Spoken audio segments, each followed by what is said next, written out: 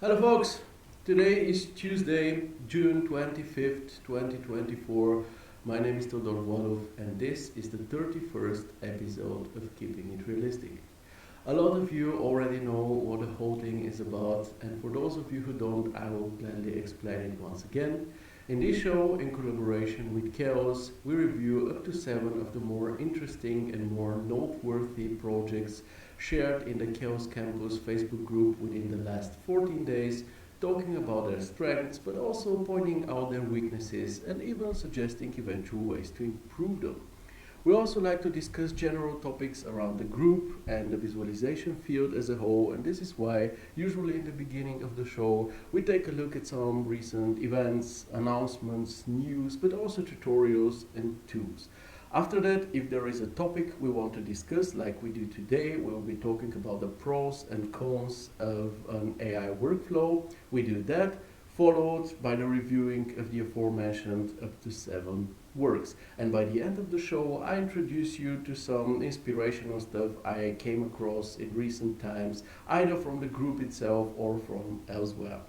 And we do all of this as a live event so that you can actively participate in the discussion, interact with me, interact with each other. So don't hesitate to say hi, ask questions, voice your opinion, maybe suggest a solution to a fellow artist, and generally just be active. And with this out of the way, welcome everyone. I see you're already watching, I see you're already there. I hope you're fine, I hope you're doing well, and that the last 2 weeks have been good to you. I see Abdi saying, hi folks, nice to meet you all. Nice to have you here, dear Abdi.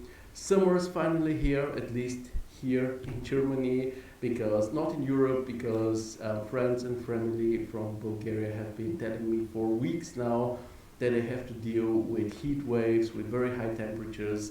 But unfortunately, we here had really, really low temperatures in the beginning of June even.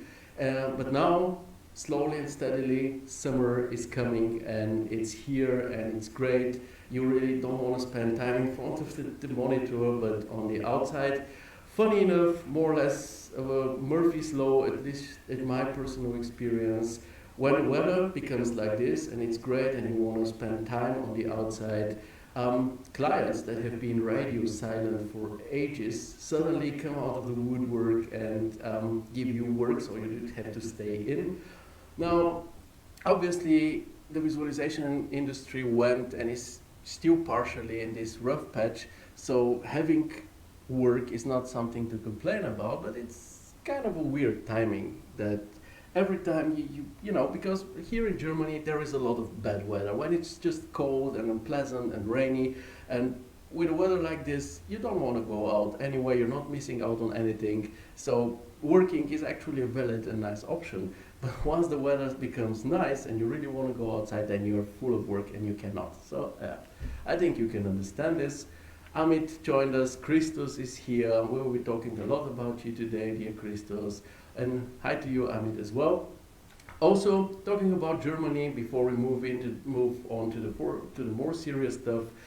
The Euro 2024 is happening currently here in Germany. I don't know if any of you are actually football fans, if you like football, if you watch football at all, if your team or your country is represented on this Euro. I know we have members from Poland, Spain, Portugal, Germany, Switzerland, and all of those teams are actually going strong. Not so sure about Poland and how long they will be there, but anyway, it's. I personally am not a football fan. I don't watch Champions League or something like this, but I must admit that every 2 years when there is a Euro or World Cup, even better, I'm very much into it. I totally enjoy watching and just having this whole spectacle.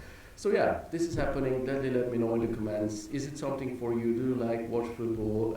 And if so, do you enjoy it? And how's your team doing?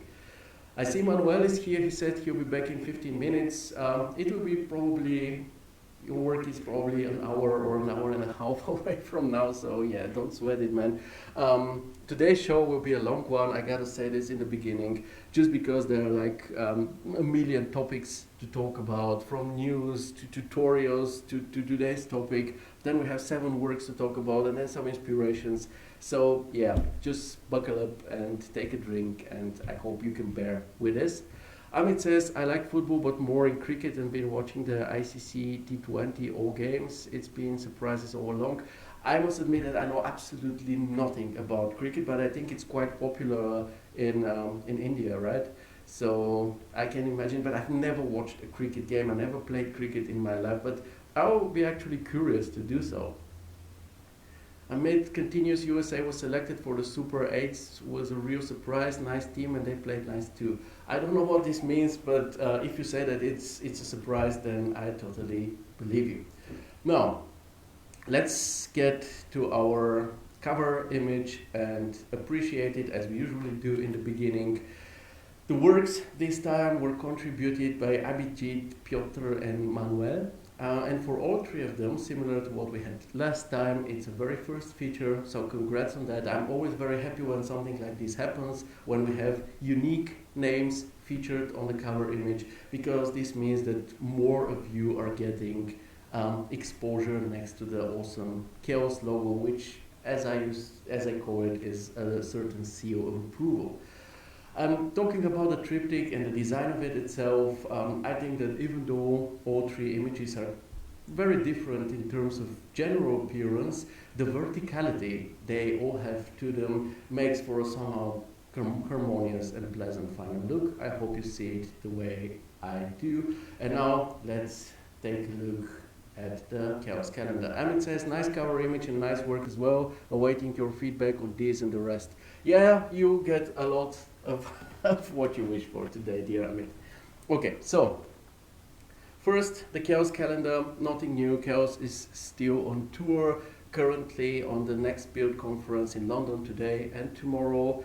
So let's concentrate on the next thing. We already talked about it in the beginning of the previous episode of the show, but I want to remind you about the Artist Masterclass with Creative Lighting once again, because this Thursday, in 2 days, the last real lesson by Nikos will be happening. It will be on June 27th, again in 2 days, 4 p.m. Central European time.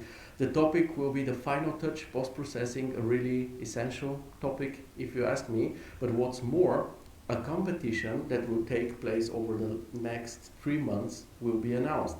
And if you want to participate in that competition, which I really recommend, you have to watch the show.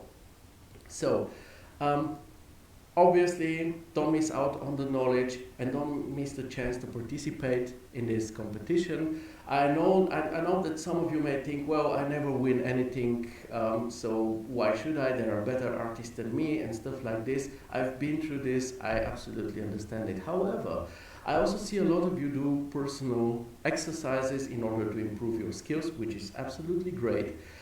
So my recommendation is, instead of choosing a random topic for your next personal exercise, just go with the topic from the competition that Nikos will be announcing in 2 days.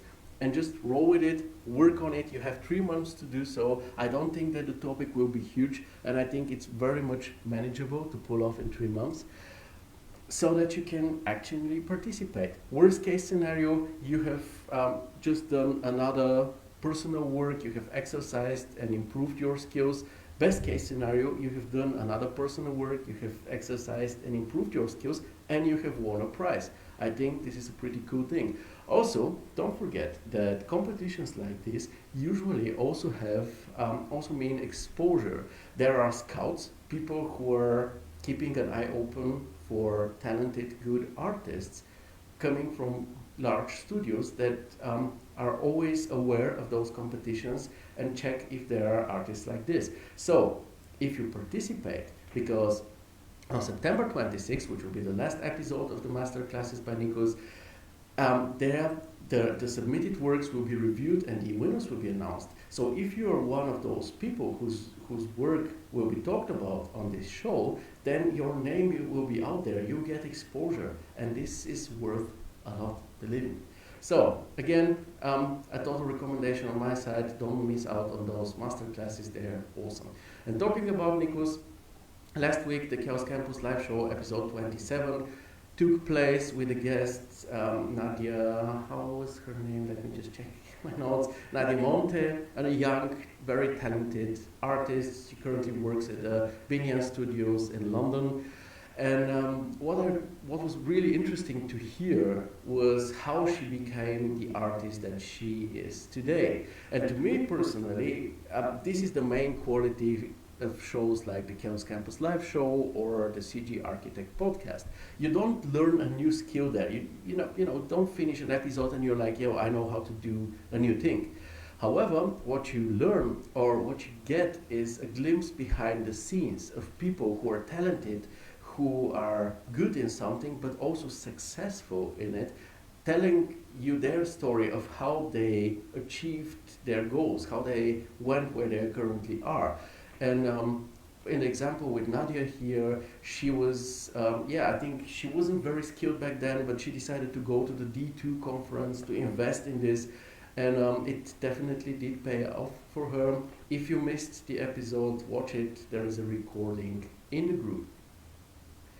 Next, as we are on the topic of talks and interviews, by the way, folks, today will be the episode of the smoothest transitions so far between the different topics. Just keep an eye on that. So yeah, we're currently talking about talks and interviews, and we have 2 invitations by CG Architect, and therefore really events that will happen very, very soon. First of them being tomorrow at 4 p.m. It will be the 3D Student Awards ceremony. You can read more about it here in the text. Ricardo shared it in the group, where there will be a live talk on how to start an ArchViz career. A lot of you have asked me this question on a personal message already, so make sure not to miss this panel tomorrow. We'll have Mike from Blur Studio, the other Mike from Viz Academy, and of course Ricardo Eloy from CG Architect, and they'll be discussing this. In order to participate, you need to visit this link, trojanunicorn.com, and sign in. And again, this is tomorrow, 4 p.m.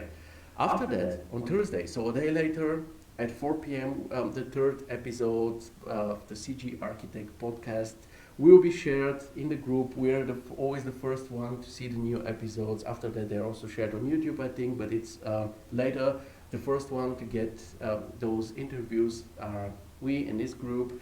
The guest will be Wellington Franceau, who is the winner of Best Still Image of the 2023 3D Awards. So somebody who's, again, very talented, very skilled, and it's probably a good idea to hear what he has to say when it comes to visualization. Now let's move back to Chaos, because we have a very awesome announcement about Corona 12 for Max and Cinema 4D. It was announced about a week ago. Has a lot of very cool sounding new features, such as curved decals, so without any distortions on decals anymore, Corona pattern, instance brush for your Corona scatter so that you can really refine them, improved light mix, improved UI, and of course, the most important of them all, Chaos Vantage support. Finally, I still haven't tried it because I'm currently finishing a project and I never install a new version of the software I'm currently using before I have delivered my work, but I think that next week I'll be able to deliver it, and then I'll definitely download it and try it out. Important, if you want to try it out as a Max or Cinema user, you have to use the links that were provided in this official announcement, because you won't be able to find those downloads and your Chaos dashboard. They are only available here. Why? Because this is a release candidate, it's not a final version. It's for us to test out, so if you encounter any bugs or issues, make sure to report them to the Corona team so that they can fix the stuff before they release the final version. Amit says, I wish Tom makes a video soon for Corona 12's new features. I think there will be a video, it's certainly in the making, but this will be shared alongside the original, the final version. For now, we can just test it as a pre-release version. So yeah, we can test all those features for ourselves. Christos says, thoughts about Corona for ArchiCAD. I must admit that I didn't know that this is a thing. Is this a thing, Corona for ArchiCAD? Is this possible? If so, yeah, I gotta do a research on that. If this is a possible thing, it's of course, I mean, Corona is awesome. You know, I'm a Corona user myself, but of course, when you have it not for, like, let's say these mainstream Cinema 4D or 3D Studio Max, then it could be that the version that you get for, let's say, ArchiCAD is a limited one. And I used to work with a V-Ray limited version for Rhino for years, and after switching, I didn't switch to V-Ray for Max, I did switch to Corona for Max, but I knew how much more capable V-Ray for Max is than V-Ray for Rhino. So I can imagine that when there is Corona for ArchiCAD, that the situation will be fairly similar. So yeah, but I will do a research on that. I didn't know this was a thing. Anyway, talking about Corona, let me show you the official Corona Facebook page, because if you want to see the recent posts by the Corona team, which include works done by Corona users like this one, it's awesome, by the way, I really love it, or announcements like the one that we just talked about, this is the place to find all of those. First, you can just give it a like, and then you're a fan. I see a lot of you already are following this page, but yeah, you cannot post your work there or ask questions or something. It's more like an official news site. And there are similar sites, by the way, for Escape, if you're an Escape user, where you can also find users' works, announcements, tutorials, and so on. And for V-Ray, of course, with the V-Ray, there is not a separate V-Ray official page, as far as I know. It's just the Chaos page, where you can also find information about other Chaos projects, such as Phoenix or Cosmos or Vantage, and so on. Yeah, I'll share the links to all three of them. Just, yeah, sorry. On top of everything, Facebook is acting up again, but we'll have to deal with this. So I'll share the links about the official Corona, Escape, and Chaos Group pages, so that you can go follow them and see the information that come out first. Also, one of the things, for example, that you can find here on this Chaos Facebook page is a tutorial about creating bathroom. And again, talking about smooth transitions, let's go over to the learning part and take a closer look at that tutorial. It's called 6 Simple Steps to Creating Stunning Bathroom Renders in V-Ray for SketchUp. It's more of an article explaining all those 6 steps, but there is also a video which is featured with it that you can watch on YouTube. And this video actually shows you everything, how to create everything that's been shown to you in the article from scratch. And it's actually pretty cool. And you know, this is just knowledge that you get from free, directly from the source, and it's always great to see. I'm not V-Ray, neither V-Ray nor a SketchUp user, and I still took a look at this because it's just interesting. And you know, it's a lot of the principles that are being used here, you can also use in your own software, being in 3ds Max or Corona or whatever it is. Now, let's continue with the tutorials. I'll pause this. We have tutorial shared by our friends at The Common Point. It's about color analysis. It's the 5th part in this series. This time the topic is specifically about LUTs or LUTs, whatever you prefer to call them. It's a 50-minute video, and I would call the knowledge that you get from it pretty advanced, or at least intermediate, highly intermediate. So don't miss it. It's great to know, and you're learning from 2 very talented and skilled artists here who are willing to share their knowledge with us. So as usual, big thanks to Artur and Bartosz for this. It's awesome. And there is a link for this in the group. Another tutorial by Konstantinos from Mesh Mastery, it's about modeling this Zara Home lounge chair. It's only the modeling part, and it's only the modeling of the chassis or body or whatever you want to call it, but without the weaving. So by the end of the tutorial, you won't have the weaving here, you will only have the skeleton.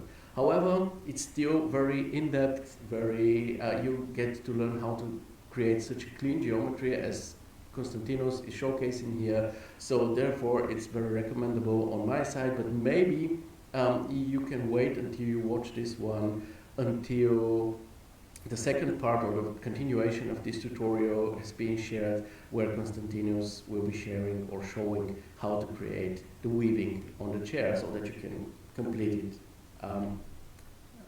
as one step.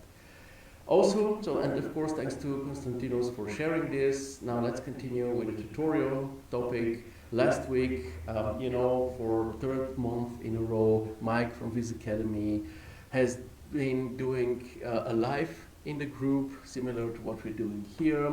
This time, those lives are mostly concentrated on working with 3ds Max and Corona. The topic on the last live was making better Corona materials, a very essential topic once again, because without realistic materials, your work will never be realistic. This is just the way it is.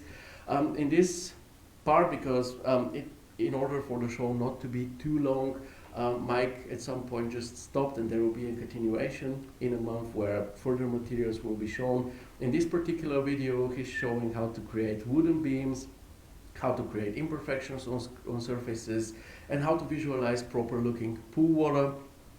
Great tips. And remember folks, it's a live show, not a simple recording, so make sure, same as we do here today, make sure to actually attend if possible, ask questions. Mike is very knowledgeable, especially when it comes to modeling and rendering. He's also very eager to answer your questions, so make use of that. Take a look at what he's showing, and if you have questions, ask him about it, about everything you need to know, and most probably you'll get a proper answer for this, and you win from this because you learn this way. And now, enough about tutorials, now let's take a look at some tools. Group member Rama shared this AV Layers Manager tool. It's for your organizing your scenes and your layers. It's for Macs and it's absolutely free. The features of it are showcased in this pretty short video. It's like 2.5 minutes, where Rama is showing you what you can do with this tool. Seems rather convenient and pretty cool, so I haven't tried it myself, but it seems like I can recommend it with a clear conscience. And of course, thanks to Rama for sharing this. And a very fresh one, it just dropped yesterday. It's a mix of a tool and a tutorial in this case. These are two macros for real.istic, created and shared by Abdi, and as you know him, AS Art 3D and motion graphics. The talk is about Assembler Light Macro, which is a parametric tool that helps you do parametric height modification of objects. I think we can see it somewhere here. Here you see which height you can change on very different objects. And the other macro is the FlexGen Light Macro, which is for parametric length modification. There is a video that Abdi's also made. Here you see the FlexGen Light Macro and how it works. And with this video, Abdi, as usual for him, explains everything in a very foolproof way. So from the very beginning, what is real.clone? Not really what is real.clone. By the way, what you see here on this scene, let me see if I can pause it in a more convenient moment. What you see here, everything's been done in a parametric way. So you have just some assets and the table where the vases, the glasses, the decorations, the lamps, the chairs, everything has been just scattered along a spline, which is absolutely awesome because it's a very convenient parametric way of doing things. and also very flexible one as well. And talking about macros are especially convenient for people who are new to something like RailClone, because they're ready-made solutions. You don't have to come up with solution yourself in the editor. You can just use the macro and do what you're willing to do. And this is of course really awesome. And once again, Abdi here is showing where to get RailClone. It must be said that both macros work with a free of charge light version of RailClone, which Abdi is showing here where to get from. So yeah, you can just get RailClone Lite, you can get those two macros and immediately start using them without any limitations to them. And I think it's absolutely awesome how Abdi is making sure that when he's doing the type flow for Arvis tutorials, he's making sure that everything he shows is doable or manageable with the free version of Typeflow. Here he made sure that the macros also work with also the light version from RailClone. Of course, you can do more with them with a paid version, but I think it's really kudos to you, dear Abdi, that you are trying to be so fair and so helpful to the community. It's really appreciated. I see Amit's already saying, thanks Abdi for sharing the two macros along with the great tutorial. Absolutely agree with this. Abdi himself says, thank you very much for mentioning it, Theo, much appreciated, and I hope that people will download the RailClone free plugin at least and discover its potential. It's a very powerful tool. It is, I use it a lot. I use it for curbs, I use it for roof tiles, I use it for fences. I use the presets, I use the built-in macros, I use RailClone a lot, especially I'm mostly into exteriors, as you know, and yeah, I make large use of RailClone. I can definitely recommend this plugin.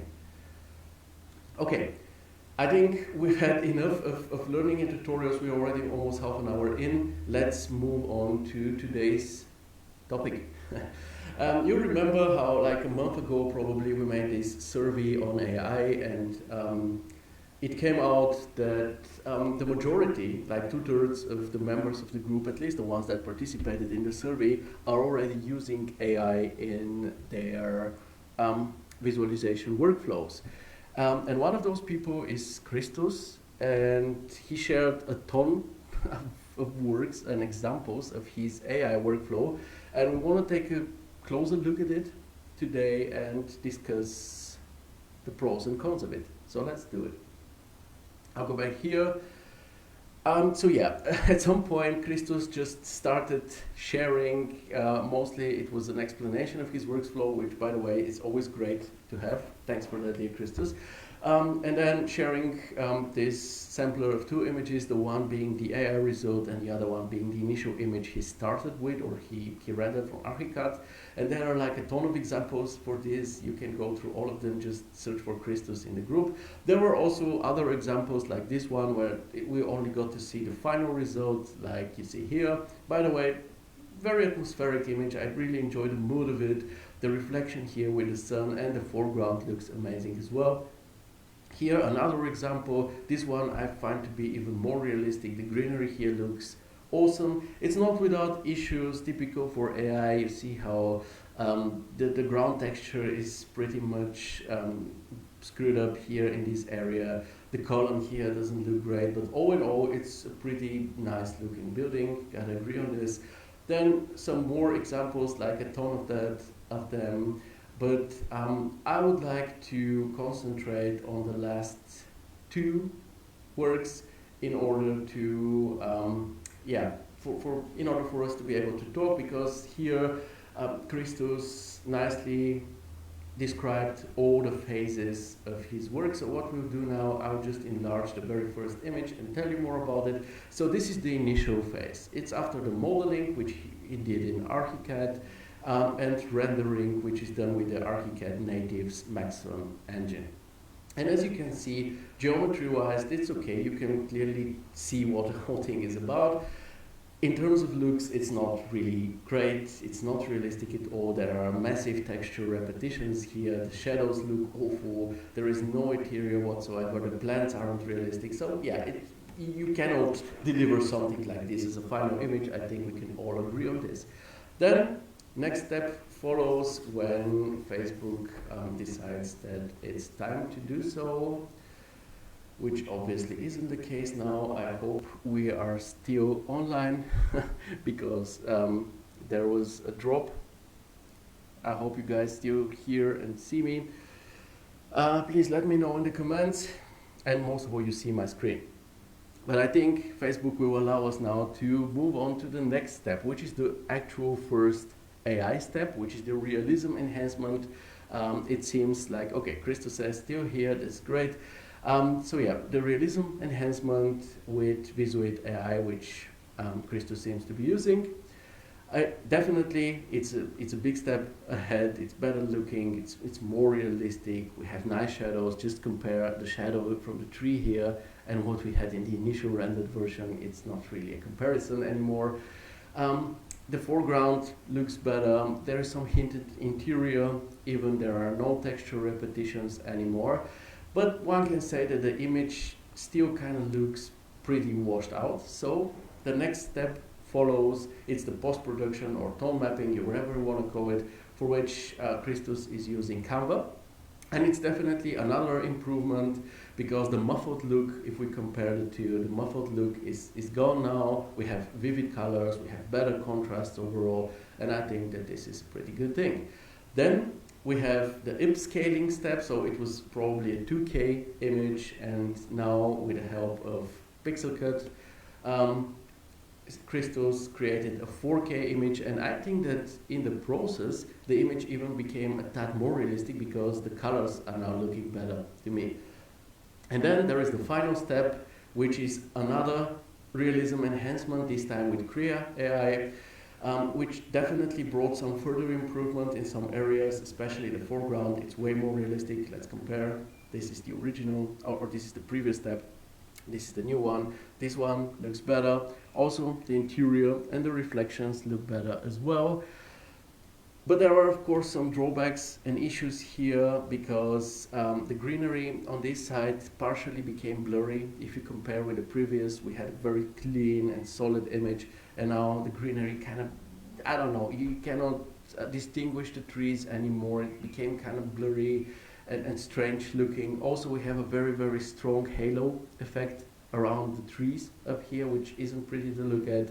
And also we have this over-the-top sharpness too, which isn't that good. I think I even preferred this version probably more than the final one. But yeah, if we now compare this very final version to the initial one coming from Archicad, we can all agree it's a huge step ahead, but not without issues. So if we take a look at the patio furniture, for example, on the original we have this, I assume, some kind of a rattan furniture with a certain distinct style to it, whereas in the final version here we have a more, let's say, generic patio furniture with certain issues to it. You see that it's missing some legs, the perspective isn't really okay.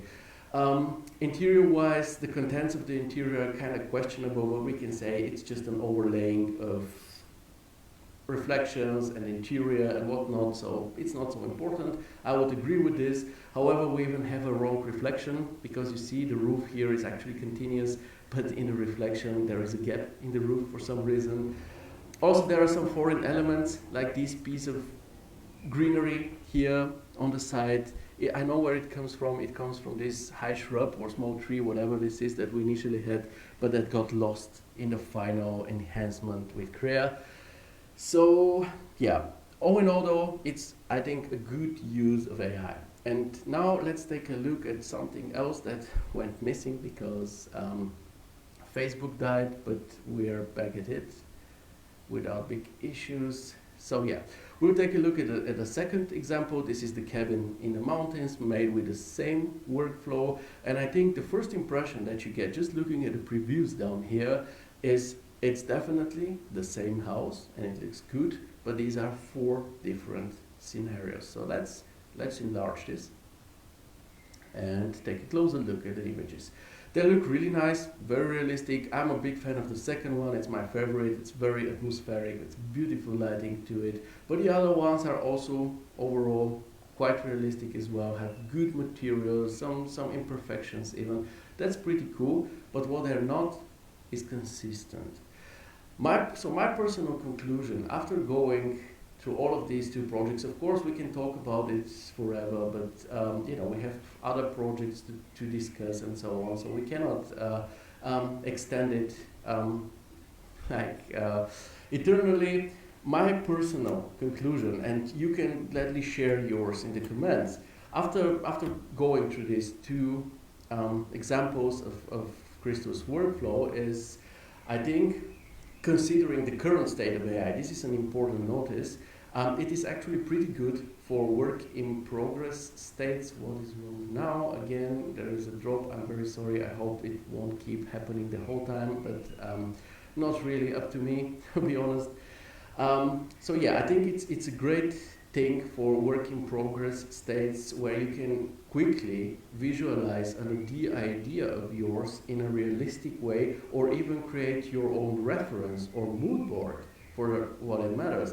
Because let's say you take this house here, you quickly sketch it in SketchUp without any detail, interior whatsoever, then you take some random photo from the internet, place it atop, fuse the two layers together in Photoshop or whatever software you use, and then put it through the AI workflow, and by the end you end up with something like this.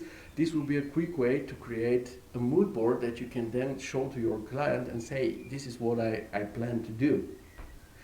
Additionally, it may also actually be an actual legit solution for certain aspects of visualization or architecture. Let's say things that are okay with generic scenarios around them. Let's say a prefabricated house. Let's say this cabin is this type of prefabricated house. The surroundings of such an object aren't important because they change.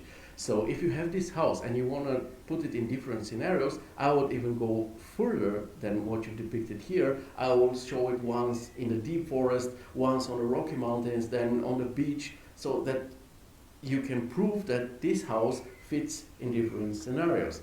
You can also use it maybe for projects like furniture, for example. Let's say you have a deck chair and you put it once in a garden or by a pool and so on, and you generate the surroundings of the object that you have created with AI.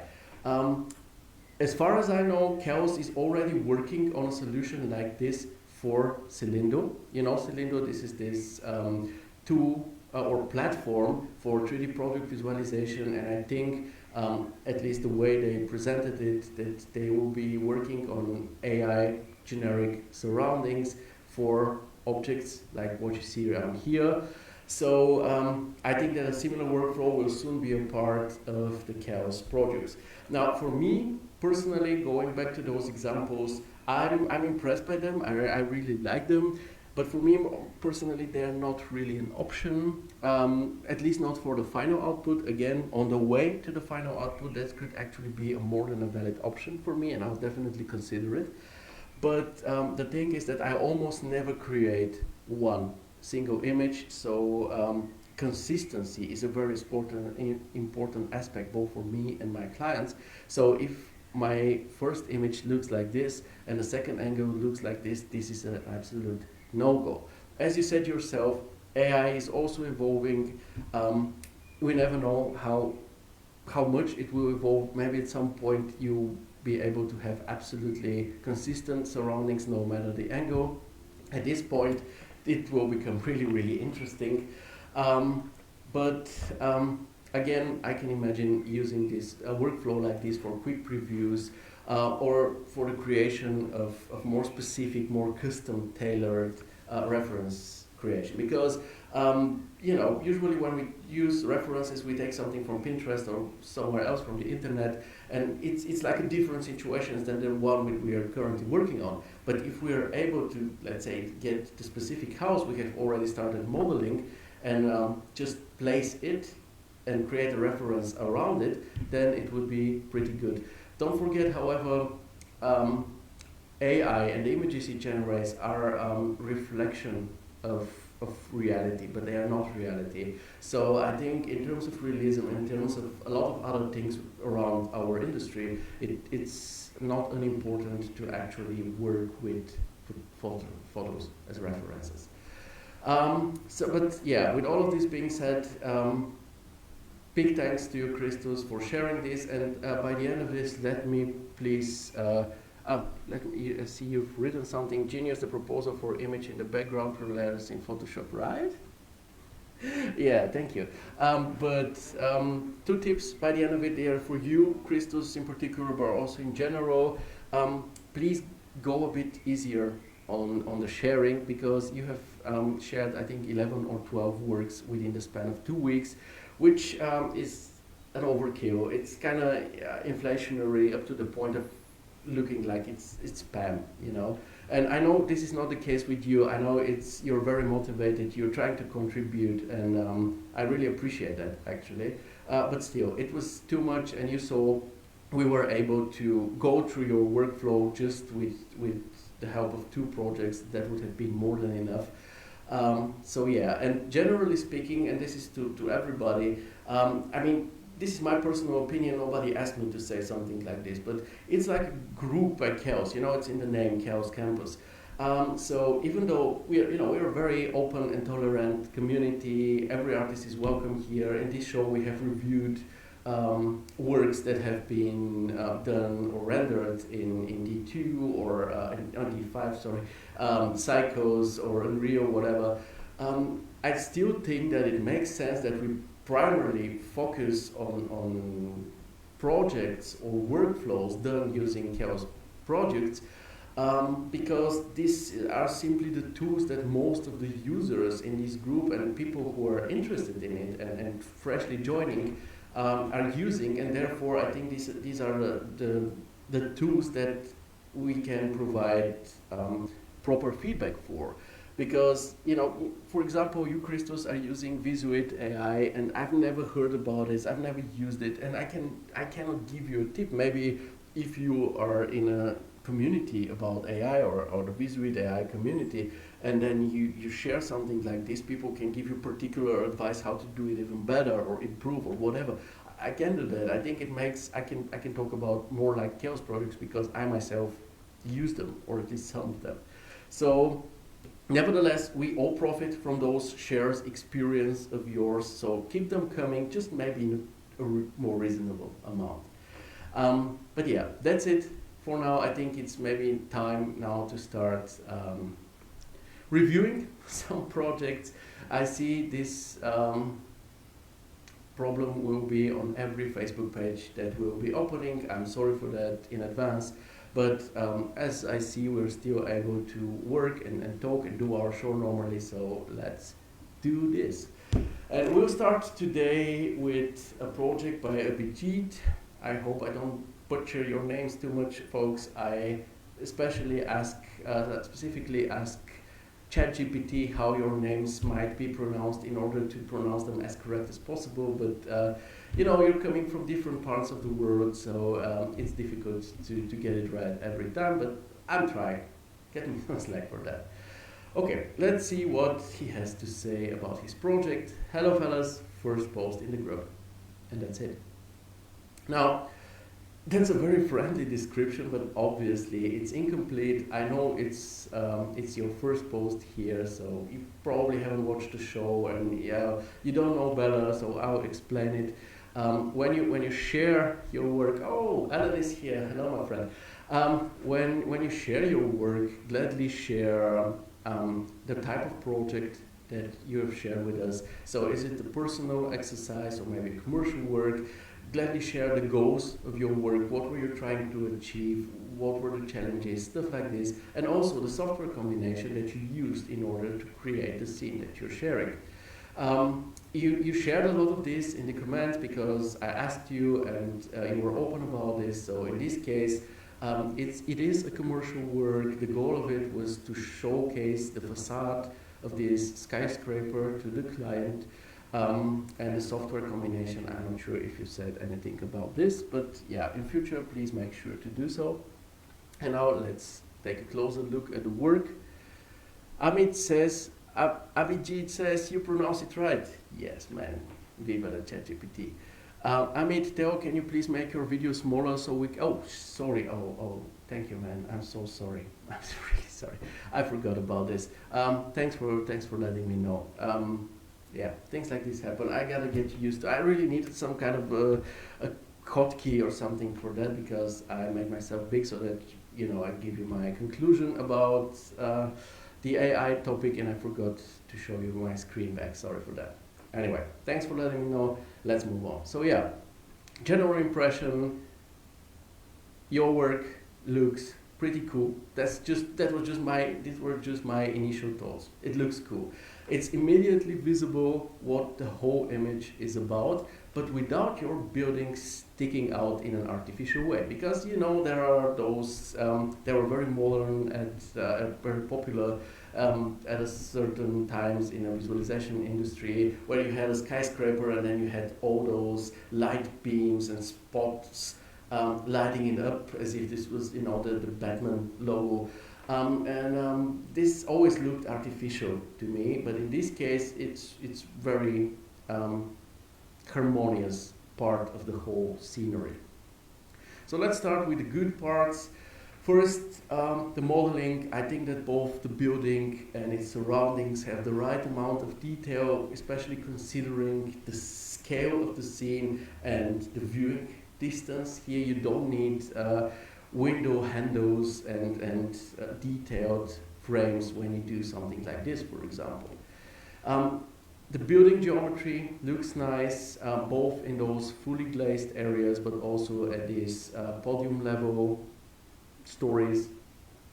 The greenery that you have added here, and also the logo, the neon signs, they just add some randomness and realism to the whole thing, which is really awesome. And when it comes to the surroundings, I find that the buildings and the trees that you have, so we have those surrounding buildings, you have the park trees, the trees here on the street, they establish this nice, believable urban feeling that you're after. And also then you have the traffic lights, the people on the square, on the streets, the cars, all of them make the scene lively, which is the right thing to do when you have an urban scene like this. And by the way, folks, here a small tip on my side: gladly add non-luxurious vehicles to your scenes. In this case, you see we have an utility car, something like a van here. If we go to the Cosmos library, you can always get some kind of a pickup truck or a van or maybe an ambulance. It doesn't have to be in a rush. It could just be an ambulance patiently driving to the hospital like a normal vehicle. Stuff like this, it just makes the scene more realistic. And also try not to only have some really tuned-up BMWs and Audis and stuff like this, because this is not how real life is. People don't only have luxury cars, some people have old cars, there are utility vehicles, there is public transportation, stuff like this. They make busy streets, especially something like this, look way more realistic than a ton of Audis and BMWs. Okay, let's continue with the materials that to me look really decent, especially the glass on the skyscraper. It makes for some really, really nice reflections. And same with the asphalt down here on the street. Let's zoom in on it for a second. Now I'm going, oh man, I screwed this up this time. Anyway, now you see me and you see the image finally. Okay, so yeah, the asphalt here in the corner, it's looks beautiful. It has these random nice reflections of the headlights, of the building lights. It's just very, very realistic and lively. I also really enjoy the framing. It's great how the building isn't placed in the middle of the composition, but a bit to the side.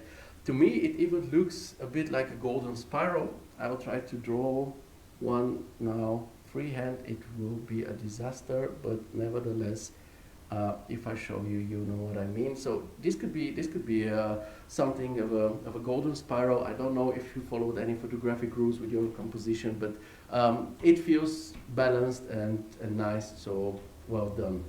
And when it comes to the lighting, I think this is one of the major qualities of the work so far.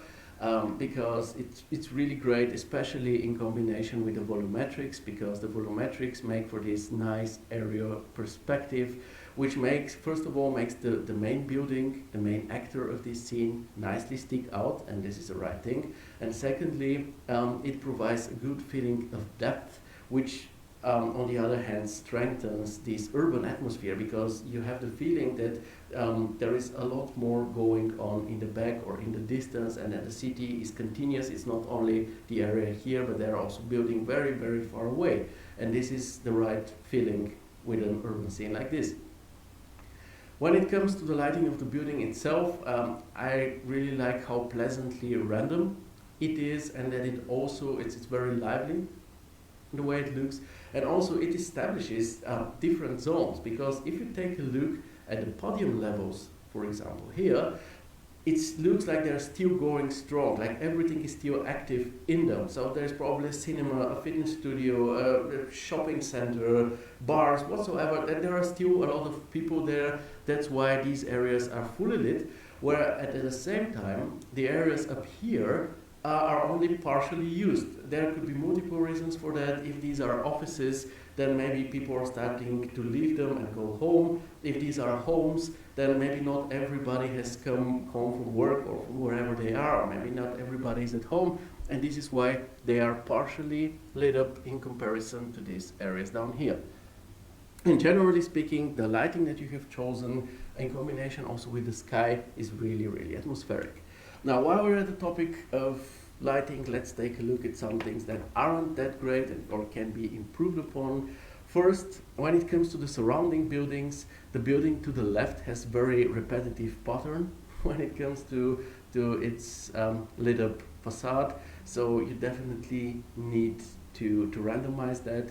And when it comes to those two buildings, they don't have any lights at all. And some lights on those buildings will not only be more realistic, but they will also eventually help you better showcase the contours and the form of your own building. Because you see here, we have a dark side, and I think it belongs to your building, but because of the building behind it being so dark, you actually cannot see this. But if you imagine that there were some lights here,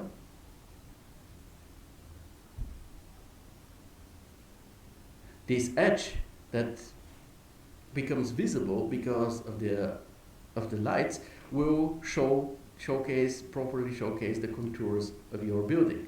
So yeah, and again, the scene will be also more realistic. When it comes to the street space, Flatson already mentioned this. It looks like the street lights are undergoing maintenance. That's why they are not turned on. And it's not entirely unrealistic. Let me show you a photo I came across on the same day I saw your work.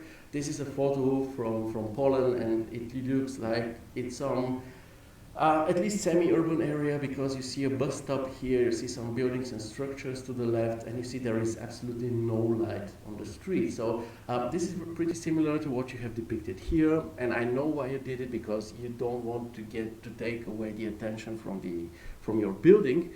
However, this is a big city scene, and you have a big street or section in front of it, so I think it makes sense for it to look more like this, right? You don't have to make it the lighting too strong, just add some of it so that it's more authentic. And also I think this will help remove the lighthouse effect of your building, because currently it's the only properly lit up thing visible on this scene, and it looks kind of detached from everything else when it comes to lighting, okay? So if the square in front of it has some lights, and the streets too, then it will be attached to this urban infrastructure, which I think makes sense for a building in the middle of the city. But, and talking about adding stuff, maybe you can add some detail on the sidewalks in the front here, some, benches, trash bins, maybe some bollards, something like this. This will enhance the realism, especially on this foreground area. But that's it. Apart from that, really, really good introductional work, dear Abhijeet, and I'm definitely looking forward to your next one, and hoping that this feedback was actually useful to you. And we'll now move on to the second thing. Well, let me just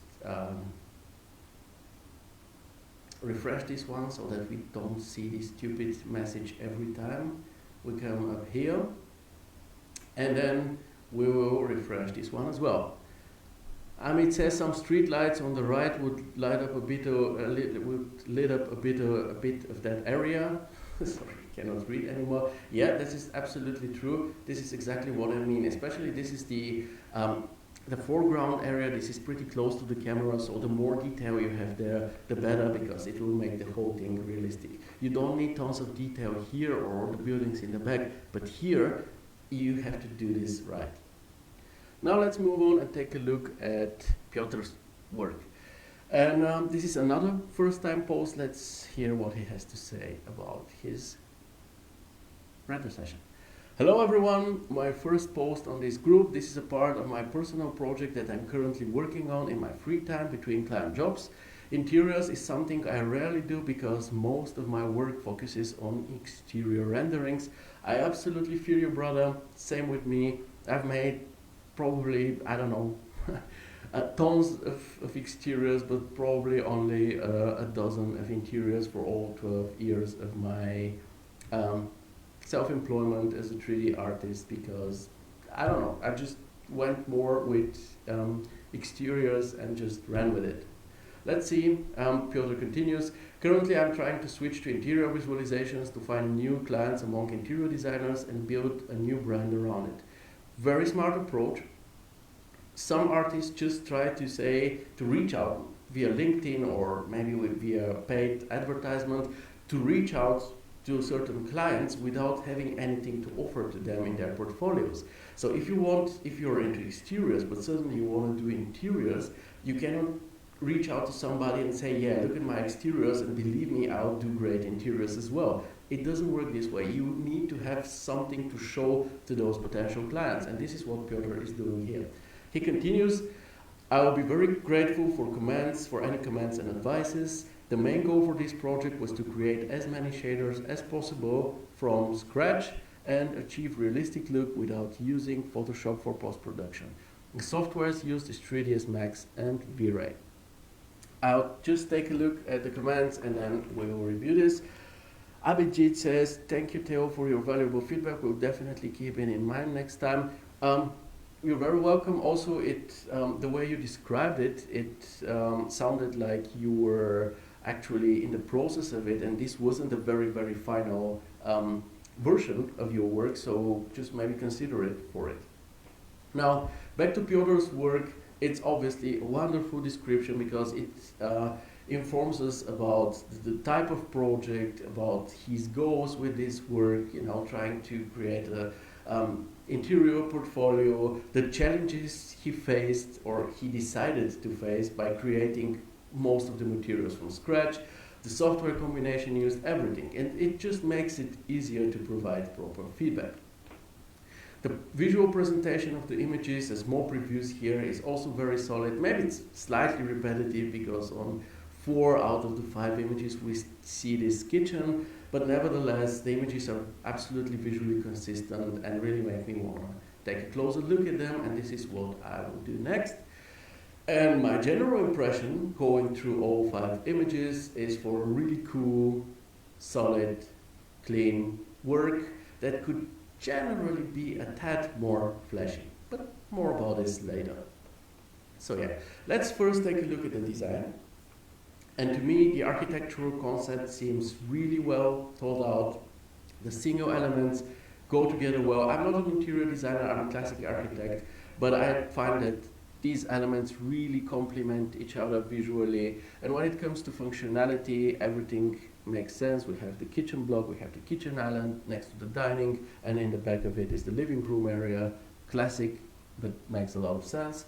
One thing I'm not so sure about at first glance, and it's the kitchen cabinet and the doors of the rack in the living room, because they seem like they're made out of solid metal, and even though I'm a heavy metal fan myself, this doesn't look really convenient, and it's kind of questionable in terms of design, but we'll discuss this more later. Now, when it comes to the modeling, there isn't really much to add because the work looks very competent in this regard. We have nice quality assets, we have good modeling. I really love those grouts and separators here on the kitchen. Remember folks, what you visualize also needs to make sense. I see a lot of kitchens that just have a very small, if at all, grout between the wall and the cupboard doors, and this just doesn't work. You need a certain space between the wall and the doors, otherwise the doors won't be functional because you won't be able to open them. And this is exactly what we see depicted here. This door has the spacer and here is another space, and this makes it just usable. Only improvable topic when it comes to the modeling is the positioning of repeating elements, such as those dining chairs here or the bar chairs that we see in the back, because currently they seem like they're absolutely perfectly aligned, like you just took one chair and then instanced it with the same distance twice and then copied it over on the other side. And that makes sense, of course, but it just is not reality. In reality, even if people are very, very tidy and try to align their chairs, they won't be perfectly aligned. So the distance between them won't always be the same. So just try to move them around a bit, rotate them slightly, and then it will look way more authentic and realistic.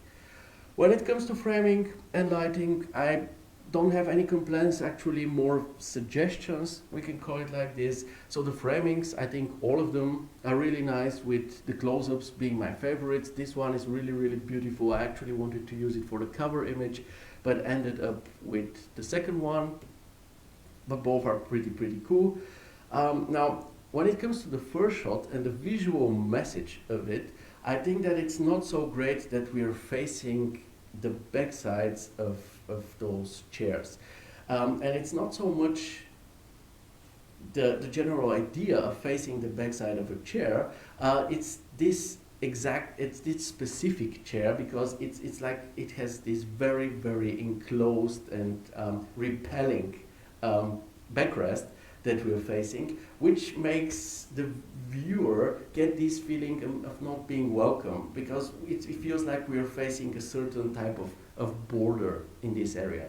A fix for this would be to just go with a different chair type, something which is has just more open backrest and is therefore visually more inviting. When it comes to the lighting, I think it works. It also feels balanced on some shots. It's actually very beautiful to look at. I think that the bright areas near the windows are kind of at the verge of overexposure, and if you want to counter that, I suggest using those semi-translucent curtains, because they will let the natural light in, but they'll just diffuse it.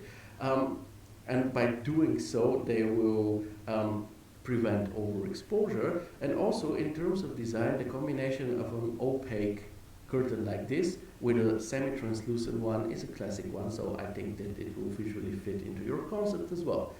And also, one thing that I've learned from Nikos, turn on your lights. And now, if you ask, why should I do this? It's a day scene, then let me give you a counter question. Why did you turn on the light above the kitchen counter? And the answer is the same. It's because it looks better. When you have this dining table lamp here, you have those kitchen island lamps, you have the two in the living room, and if you turn them all on, you get some visual excitement. You add some visual excitement to your scene, because here, for example, you also will get some warm light coming from above, and this will make this area feel more special and more interesting. Now, before we move on to the materials, I will take a look at a new comment by Christos. Theo, many thanks for the invite and all the useful advice. Have to go now. Congratulations to the featured artists and the rest giving their best daily. Greetings to the rest of the group, and see you in the next live. Cheers. Bye, man. It was a pleasure talking about your works. Thanks for sharing. Again, just be a bit more moderate about it.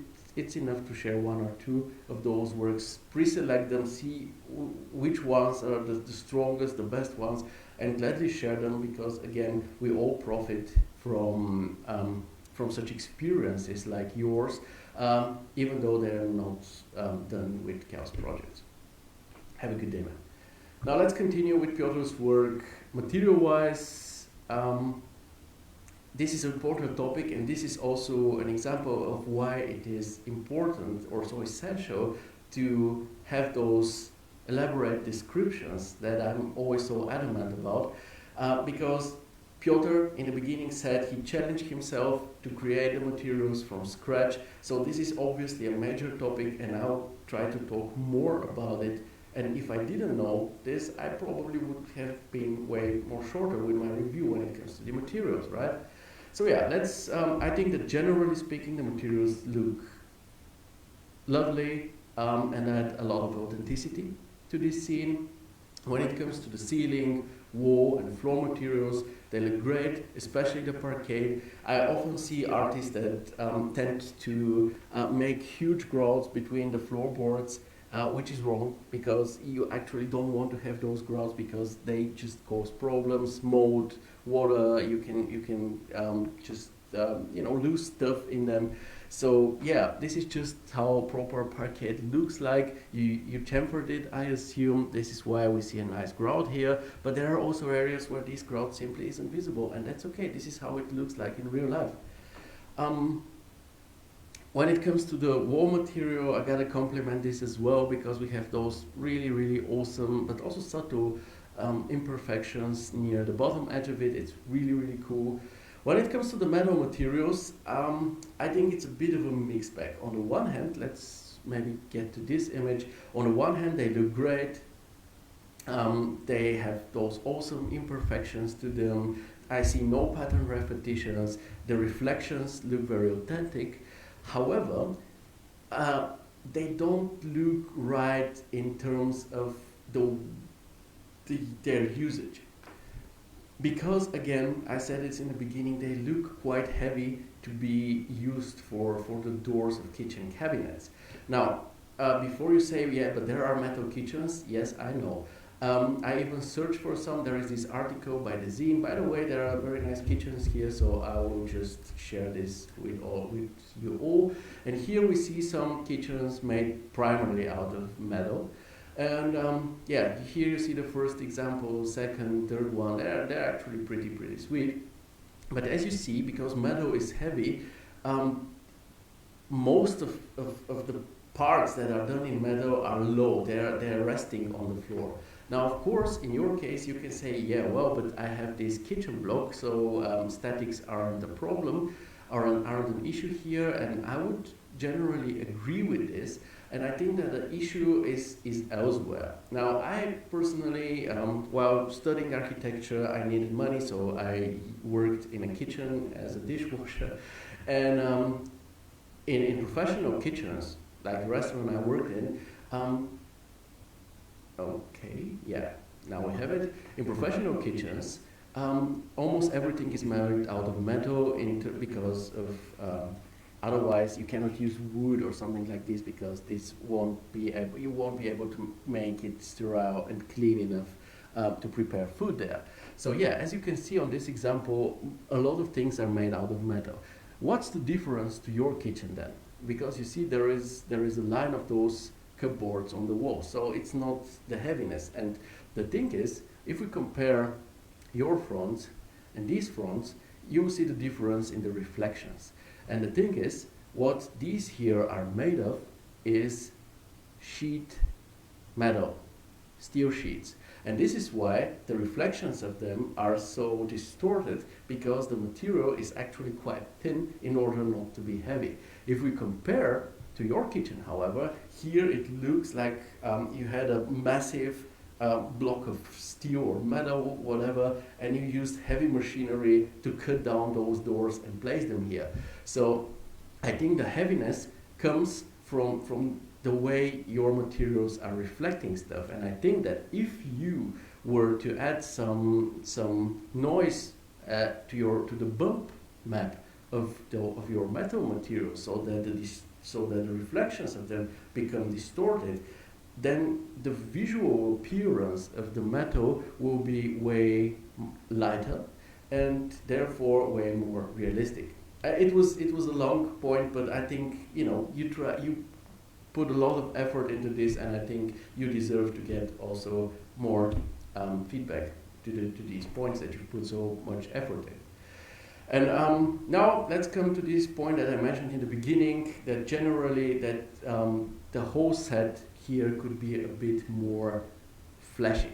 Now, you said you want to attract the attention of potential interior designers, and I think to do so, you need a certain visual kick that I'm missing in your particular case, because you have this monochromatic scene with very neutral lighting to it, and generally this leads to a pretty tame final look. So what I can recommend you is maybe consider using some color. I will show you an example here. Or some contrast. Now, if you say no, color is nothing for me, it's too bold, I don't like it, then maybe consider going for some stronger tonal contrasts. Like on this project here, for example, you see the fronts of the kitchen block in this matte dark metal, and then in front of them, with a huge tonal contrast, you have the glossy, shiny brass material of the lamps, for example, and you have elements like this on many occasions, and then you have this strong tonal contrast and this general boldness, which leads to a generally visually more exciting and pleasing images. Now, yeah, oh, sorry. Alternatively, what you can do is you can also try working more with light and try achieving more atmospheric lighting. Some doesn't necessarily have to be God rays or something, but light can add a lot of emotion to your works. And again, you're trying to gain the attention of all those people. So try to achieve a final outcome that visually sticks out. I think this would be a good idea. Because other than that, obviously all of this was criticism on a high level, because you have shared an awesome project here with us, and I think that you can just even take it a step further or a step up with just a few touch-ups here and there. Amit says, I think the doors are chamfered and the entire object is selected for smoothing rather than the edges only. No, if was chamfer the whole object, it will look in a different way. They will look kind of bubbly around the corners. But yeah, I think they just look very massive right now, and they need this type of distorted reflections in order to look like it's sheet metal, because this will make sense. But yeah, let's move on, and thanks for your input, dear Amit. Let's move on with Kasper's work. Actually, of course, this didn't work, but we'll refresh it and it will be no issue in a second. So yeah, Kasper is sharing a really nice exterior work with us. Let's see how he describes it. Mlaba project by NB Architekti. Sorry, Polish really isn't my language. Softwares, 3ds Max, Corona Renderer, Photoshop, and Crea AI. The location is Mlaba in Poland. The goal, showcasing family home nested in the forest and rural area. The stunning combination of smoked wood and red brick was definitely a great idea and adds a unique charm to the house. Well, yeah. Very nice description, even though it's short, but it's still very informative, because you see the combination, the software combination, the type of project is visible, the goal of it. So actually we know more or less everything we needed. Of course, the more input, the better, but this is absolutely more than enough. And as for the image presentation, it's good, it's definitely visually consistent. I even thought that it's more or less the same image, just mirrored. But now let's take a closer look at it and see the general impression, which to me is for a very good work with an absolutely sweet depiction of nature. I very much enjoyed, and just a few minor issues here and there that we'll talk about in a second. So first, as usual, we'll start with the good stuff, the modeling and scattering, both very nice. I think that the buildings, when I talk about modeling, I think that the buildings have a good amount of architectural detail to them, gutters and so on, but also the frames of the windows look realistic, but also the stuff that you've decided to put on the outside, on the patio or the terrace areas, it just makes for a lively and scene which looks like it's lived in, like somebody's already using it and it's not just already finished but uninhabited. When it comes to the environment, it definitely looks believable. I like how there is, natural landscape, and then there is the street, and then the garden, the driveway. It just makes for this believable rural surroundings that you describe in your text description. When it comes to the scattering, it definitely adds a lot to the general authenticity of the scene. It feels natural. I like how you've used different. The forest here looks amazing. I also like how you've used different types of greenery, different types of trees, and not only simple clump of grass, but also some weeds and ornamental grasses as well, different types too. This is just really, really cool, nicely varied. Material-wise, everything looks pretty nice as well, especially the planks on the barn appear very authentic, even though I assume this is also partially due to the post-production or to the enhancement in Crea AI. The general color scheme is very pleasant. It relies on the complementary red that you find on the buildings in one form or the other. It's brown. There are two types of brown on the facade of the barn and the roofs, and then the reddish on the bricks, and then the greenery surrounding the whole scene. But what's cool about it is that among the green we also see all of those splotches of this red color that we also find on the buildings, which makes for a more harmonious final look of the whole scene. The framing on both shots is pretty fine, especially on the first one. You have achieved really good natural framing. I really like it here, even more than on the second one.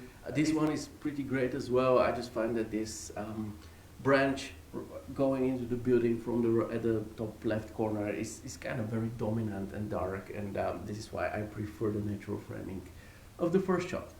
And when it comes to the lighting, I think you've achieved this very pleasant, sunny summer atmosphere that nicely goes with the depicted nature and also creates this pleasant mood that the viewer gets while viewing the images.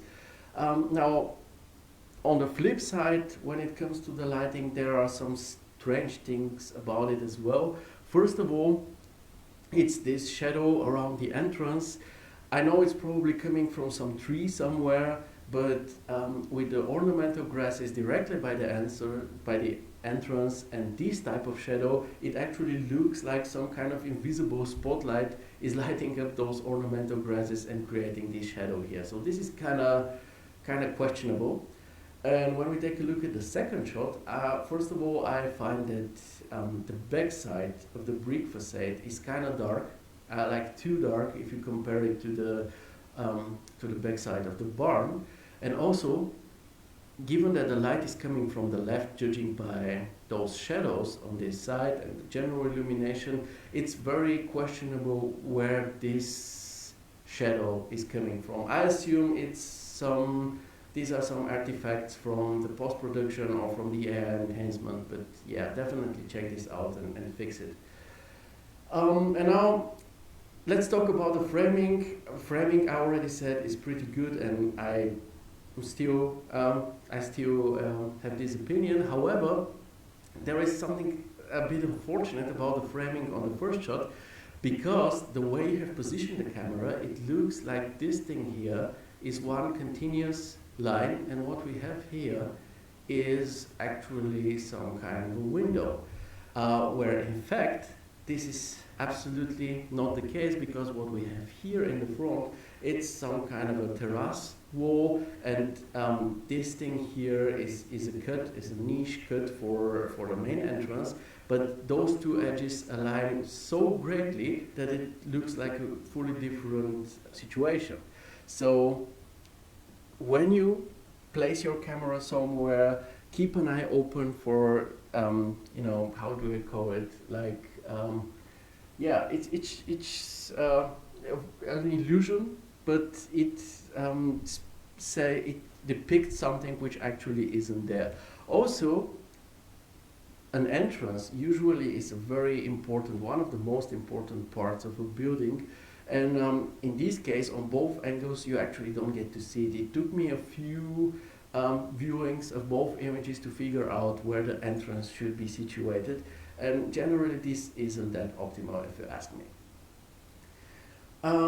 Now, talking about materials and what can be improved there, I'm not a huge fan of the glass here because it's at the same time very reflective. As you can see here, it reflects a lot of surrounding buildings, the forest and so on, but at the same time it's also very, very transparent because you can clearly see everything about the curtain behind it. And I think you should go with one of those. So either make it reflective, then it may look slightly bit artificial, but this would be pretty common for such a sunny situation as depicted here. Or make it more transparent, but then you have to show more on the inside of the building and eventually light it up a bit.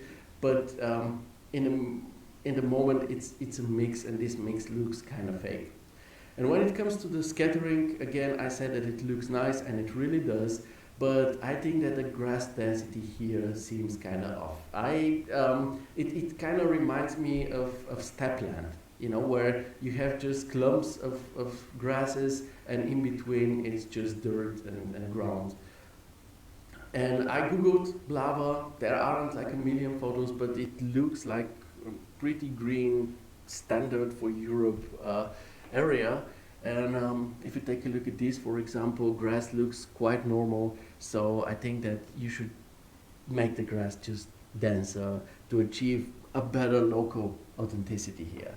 And when it comes to those scattered leaves on the roof, it's a great detail to add to your scenes. However, currently those leaves are simply way too big. So it's an easy fix though, just make them smaller. It's more like dirt. It's usually the lighter, smaller leaves that get blown up by the wind up to land on the roof. The large, heavy leaves, they usually don't do this. And one last thing, taking a look at the very first shot, there is this strange blue halo around lots of the greenery here in the scene. It looks like some kind of a post-production or eventually AI issue. Make sure to get a better masking for it. I assume you maybe changed the sky on this one, and this is what you're left with, but you have to have a better mask. But that's it though. All in all, apart from the few minor points we just mentioned, it's a really solid commercial work, Casper. Best of luck with it. Now let's move on to the next things, which is crude, but we already get to see it. It's a work by Workene. Again, I hope I pronounce your name the right way. Well, Workene says, hello guys, I hope all is well. I wanted to share these images of an apartment building, looking for your feedbacks to improve the images more realistic and attractive for sales purposes. Thanks. Now the description, obviously really kind, shows that you are open for criticism, which is an evidence of great attitude on your side too. But obviously it lacks some important info, such as the type of project, the software used, the goals. We already talked about it a lot in this show. Let me not repeat it all. In future, just make sure to add those informations. And when it comes to the image presentation itself, I think it's actually pretty good. All the images are visually consistent and really make me want to click on them, which I will do now, and we'll get a closer look at your work. So my general impression is, after going through all three images, is that you really wanted to create a quality work here, and for the most part, in my opinion, you actually did. So let's start with the good stuff. The modeling is quite decent, especially given the viewing distance. I like how you've used random vehicle assets, because this randomness just adds some further authenticity to your scene. The materials are generally also okay. I really enjoy the combination of the sandstone on the facade and the white plaster on the balconies. It makes the building look quite noble, and that's pretty cool in my opinion. Framing and lighting wise, you did a really good job actually. When it comes to the framing, you achieved beautiful natural framing on all three shots. And in combination with the dark, shadowy street and the bold blue sky, the building visually greatly sticks out, and that's awesome. The lighting is simple, but it works really good. It creates a truly pleasant mood, first of all. And then we have this awesome light shadow interplay which emphasizes the building's form. You immediately recognize the balconies as such because of the shadows that they throw. You can immediately see how the ground floor is actually a parking floor which is underneath the building, and that's great.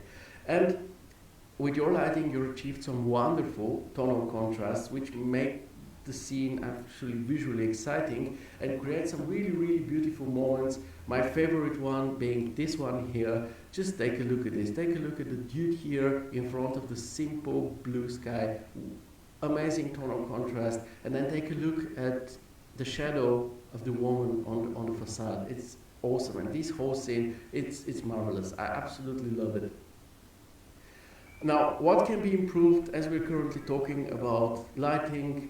On the second shot, this one, it seems like your main light source, probably the sun or the sun in the HDRI, is situated behind the camera, which almost never is a good idea because it results in the lack of depth and plasticity. You cannot tell which part of the balcony we're looking at here because the edge isn't visible. This is this lack of plasticity I'm talking about, and this generally results in a flat looking image.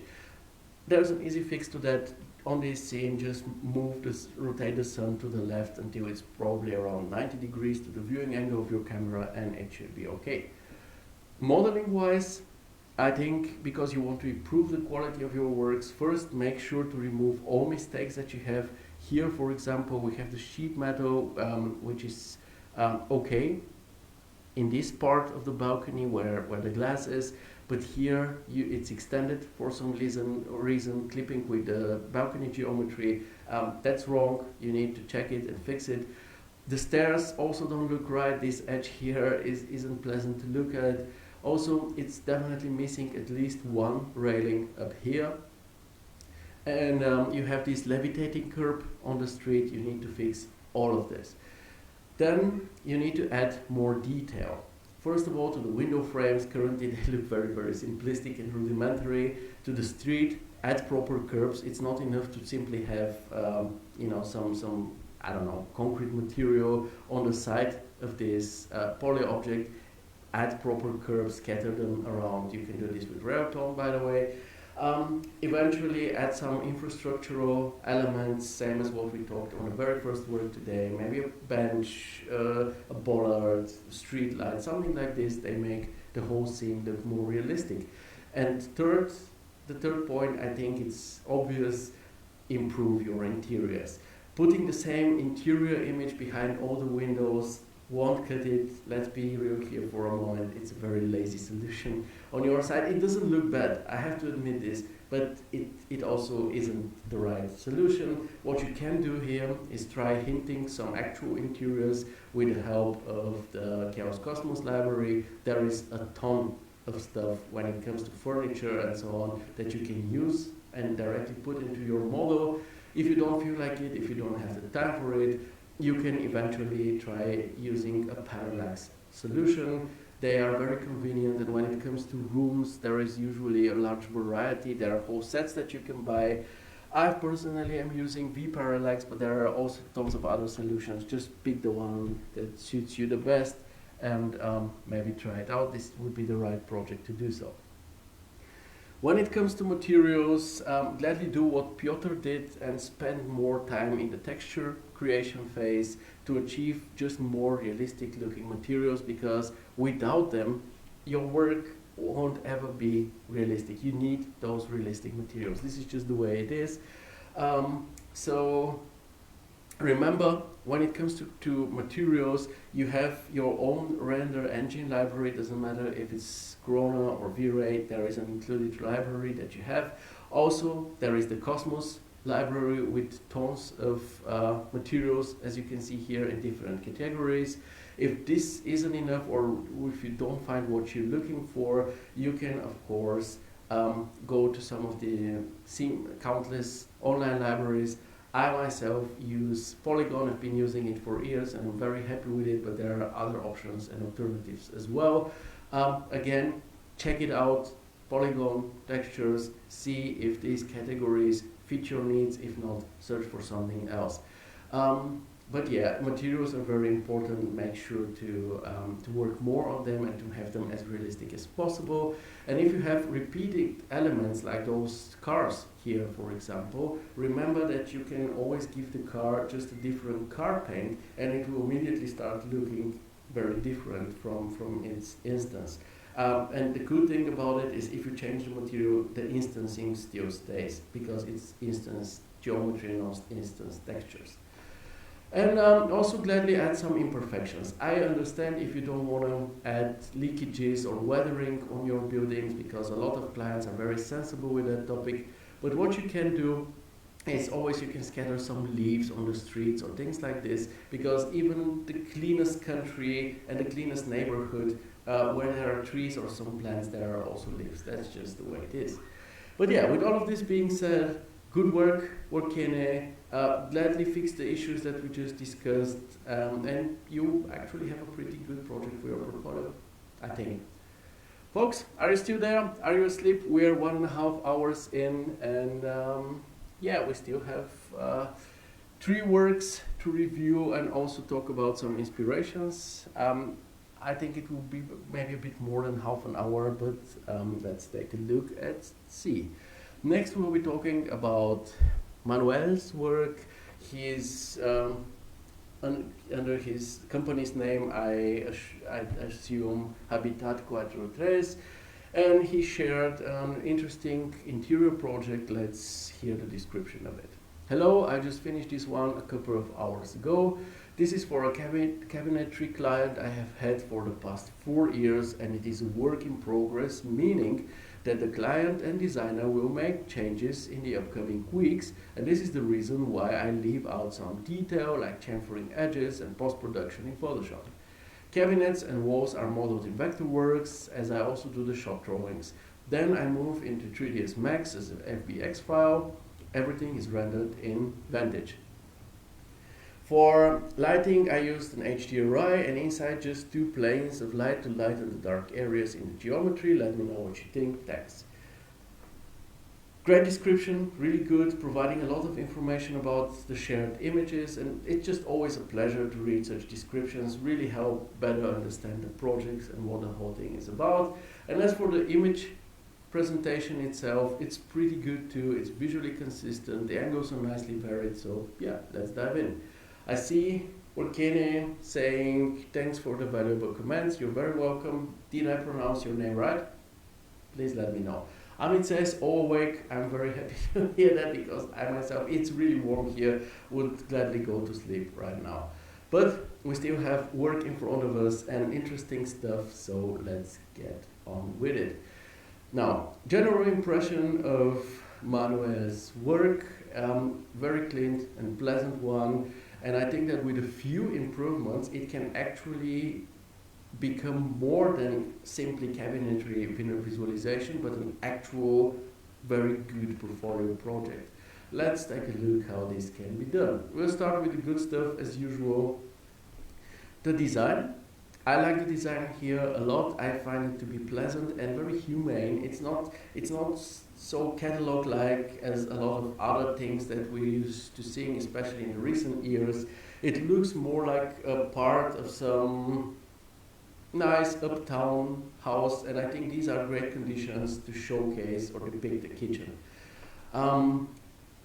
Modeling materials seem quite good. The modeling is solid even without the chamfering. It's the cabinetry really looks fine. Everything seems to make sense. The materials are also mostly nice looking, especially on the kitchen. The ceiling material looks great with those imperfections to it, very authentic look to it. The parquet can be a bit better though, because currently it looks like this default SketchUp texture that we used to have like with the first versions of SketchUp, this very colorful parquet or cladding is it maybe, I don't know. I absolutely understand why you decided to go with this type of parquet. It makes a lot of sense because you have some really dark wood on the table and the kitchen island, and then these very bright white kitchen fronts, and having a parquet like this, it kind of homogenizes both by fusing them into its own color scheme, because we have the brown from the kitchen island, but we also have the almost white on the kitchen fronts. And this is a smart choice, but it needs to look better because currently it lacks a lot of bump and it's very glossy, and yeah, you can do better, I'm sure. Now, when it comes to the lighting is okay, nothing to write home about, but it does the job definitely. And when it comes to the framing, I think it would be better to just jump into the shots and talk about them or discuss them one by one, starting with this one showing the whole kitchen, where I think that the framing is actually good, especially when it comes to this horizontal cropping. It manages to depict the whole kitchen in its entirety together with this kitchen island that belongs to it, which is great. But somehow the composition here feels off, and the reason for it is because it's a bit unbalanced in terms of its contents. Because we have this empty foreground where absolutely nothing happens, and then the major elements, the whole session here revolves around, are kind of cramped together in this part of the image.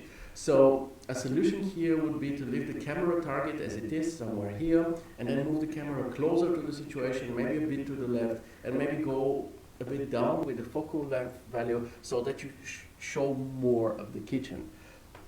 What you can do for an empty foreground like this is you can always add some type of a rug or carpet here, or some low object such as an ottoman or something, a poof, for example, because they won't obstruct the view, but they will hide this monotonous empty floor and will add a bit of storytelling, suggesting that there is some room continuation.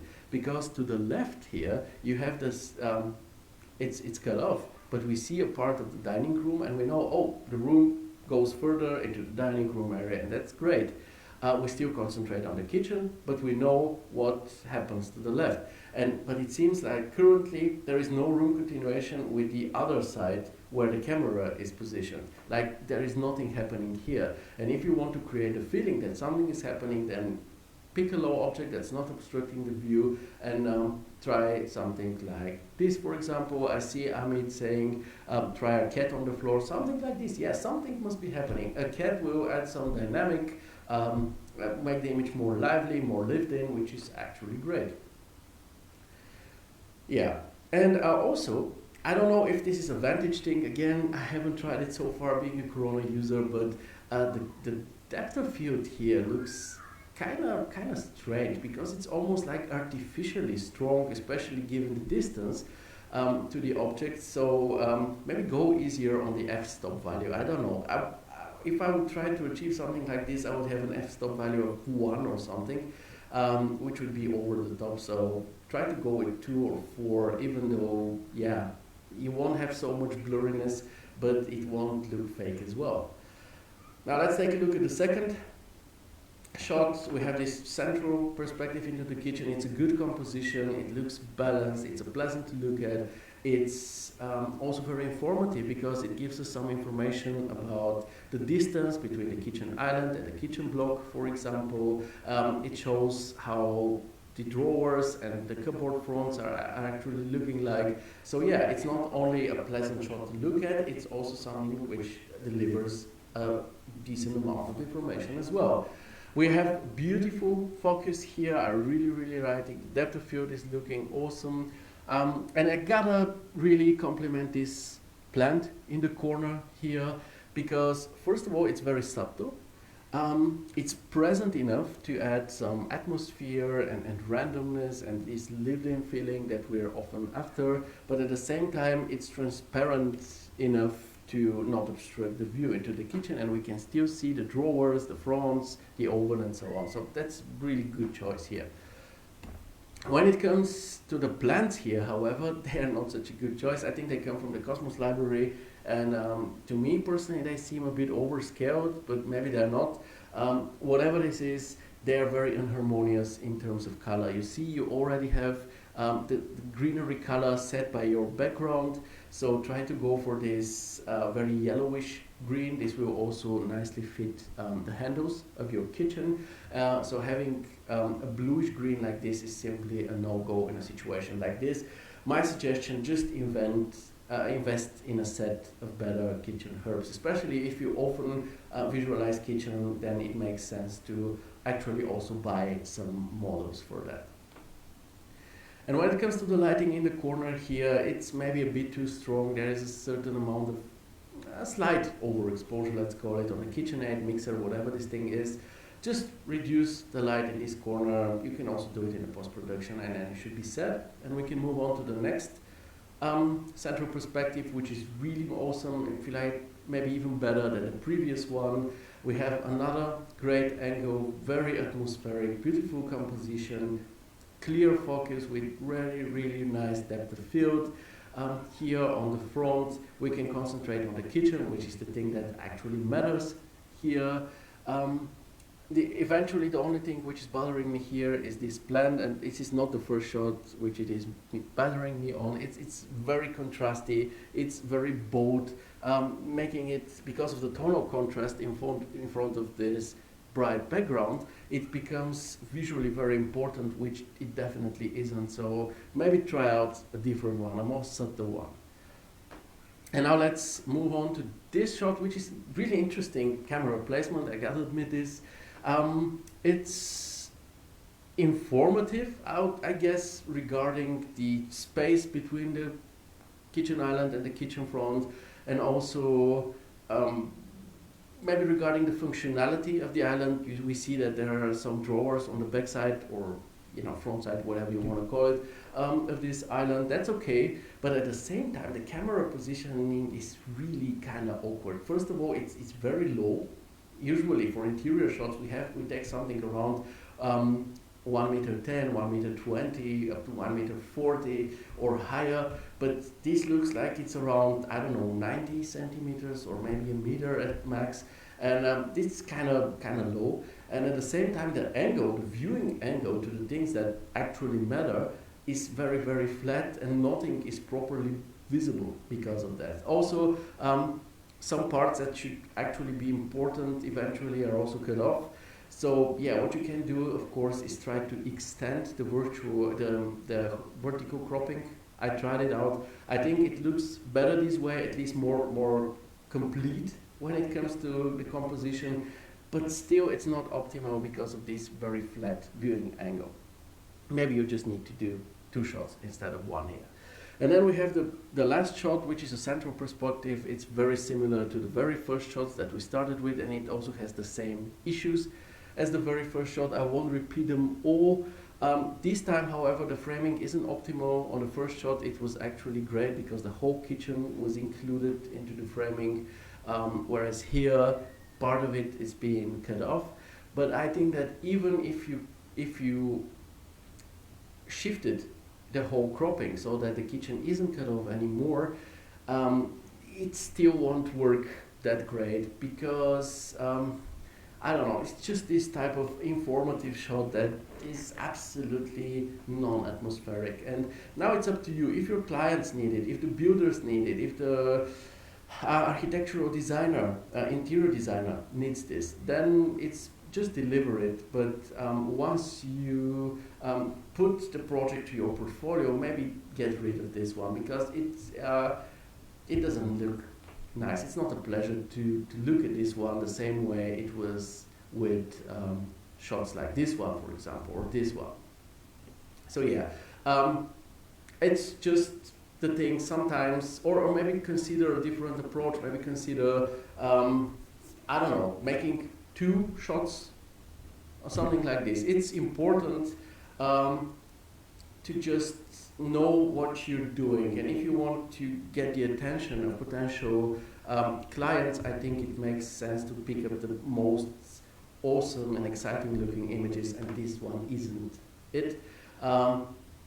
It's rather those things. You ask about general lighting, what you want to do to improve it. Well, the lighting is okay. Of course, you can add some sunlight, you can add some more moody lighting, because currently you have this more or less even lighting. It's not bad, it's just nothing special. It doesn't add any mood to your scene.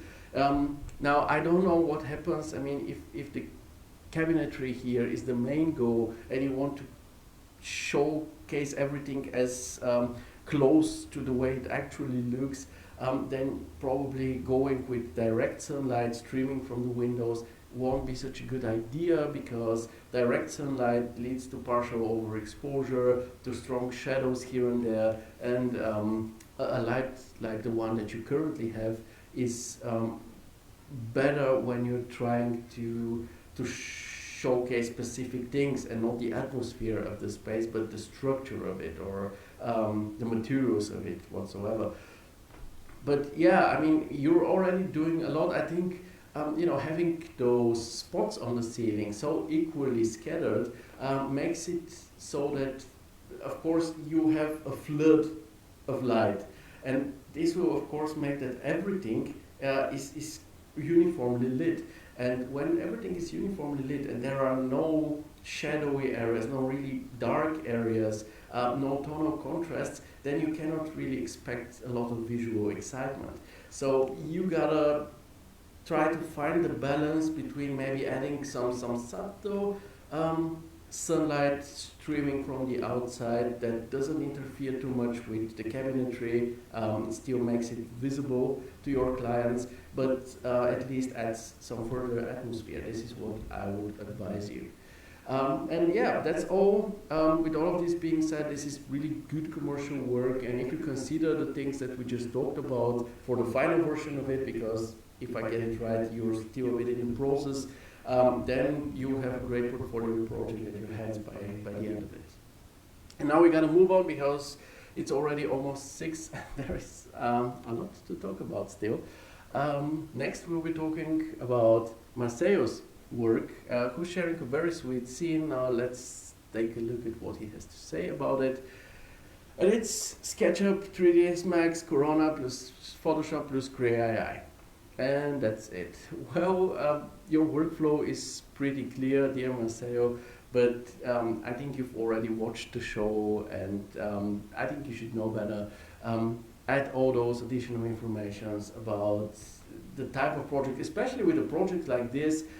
It's really interesting to know, because if you take a look at, let's say, the final outcome of it, this could be everything. This could be an actual client that goes for some design on their veranda of their existing house and trying to see how it looks like. But this could also be you visualizing your own veranda, or the veranda of your parents' house, for what I know, for the sake of an exercise. Who knows? I think both is possible. So a project like this is really, really very interesting to know more about your goals, challenges, whatsoever. Everything you need, just share it.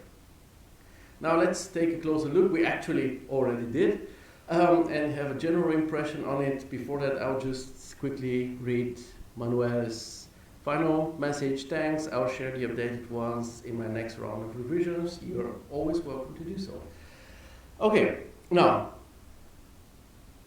the general impression for this work, it's a lovely situation. I personally dig it a lot, but definitely one that could profit from some improvements. Now let's start with the good stuff, which is, I think, the veranda itself and its design. It's this warm, cozy outdoor place that I think most people will enjoy hanging out on. The design of it, the way it is concepted, seems really pleasant and welcoming as well. Your modeling also seems solid. Maybe we can take a look at the clay model. Not sure which direction I should take this one. And we see there are some really nice architectural details in forms of ledges, roof tiles, actual roof tiles, not the texture, the floor partitions visible here. That's pretty cool, and it also looks pretty good on the final image. I'll just show the final image. This is the raw render. What you saw here is the AI enhanced version, and we'll compare this later. So for now, we will talk about the raw render that Maceo was so nice to send me yesterday, knowing that I'll be talking about his work. So yeah, material-wise, the color scheme, and I think the used materials as such very nicely fit the type of architecture, the location. Again, we have this complementary color palette based mostly on red that you find on the roof, the brick wall, the floor, and green on the grass and all the plants around. And as for the materials themselves, they have these pleasant, warm looks to them, and also most of them are natural materials such as wood and clay and stone, which I think goes together really, really well. Framing-wise, definitely works. Just a piece of advice here, try to do more than one shot out of your projects, because if you have only one shot, it's just a gallery image. If you have two or more shots, it's already a portfolio project, right? Because you know how it is mostly if you have a portfolio project, it has a title image, and if you click on it, you go into the project and you get some infos about it and you see more images from it. But if you have a portfolio project consisting of one image only, you already see that image when you want to click on a portfolio project. And once you click it, you see it once again, and there is nothing new that you see, and it's a pity. This is why with my work, I always try to have at least 2 or 3 shots so that I can make the most out of it. Or the time is already invested, it's already textured, lit up, and so on, so why not make the most out of it, right? Now let's talk about the lighting. And I think the lighting is beautiful. It adds a lot to this pleasant, warm veranda atmosphere. It's this positive late afternoon, early evening, laid-back mood. I really enjoy this one. Also, it creates some really beautiful gobble effects. You see here the natural gobbles from the plants, and also some cool design gobbles from the elements, the architectural elements. However, when we're talking about lighting, I think that the lighting composition is not optimal, because it establishes a kind of a questionable focus. Because I see it, you have here a dark wall, 2/3 of the back wall are dark and 1/3 is bright. And by adding this spot of light here, you are kind of evening this out. I understand this. However, you gotta remember that the brightest area of an image usually is the one that gets the viewer's attention immediately, and therefore usually in terms of photography tends to be the most important one. And what do we find in this most important focus area? Some stupid, sorry for that, but it's just a stupid generic fan. Not even like a special one, some design marvel of a fan. It's just a regular one. Those have been around since I was a child.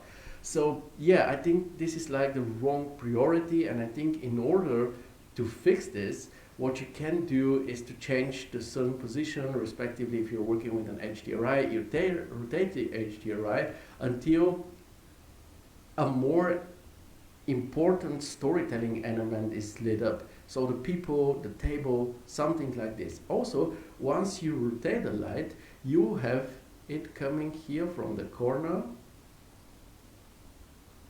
and leading to this area where something happens. And when it comes from the corner, you have a leading line. And you know, leading lines are something that is very gladly used in photography to guide the viewer's eye. So this is a bonus atop of this.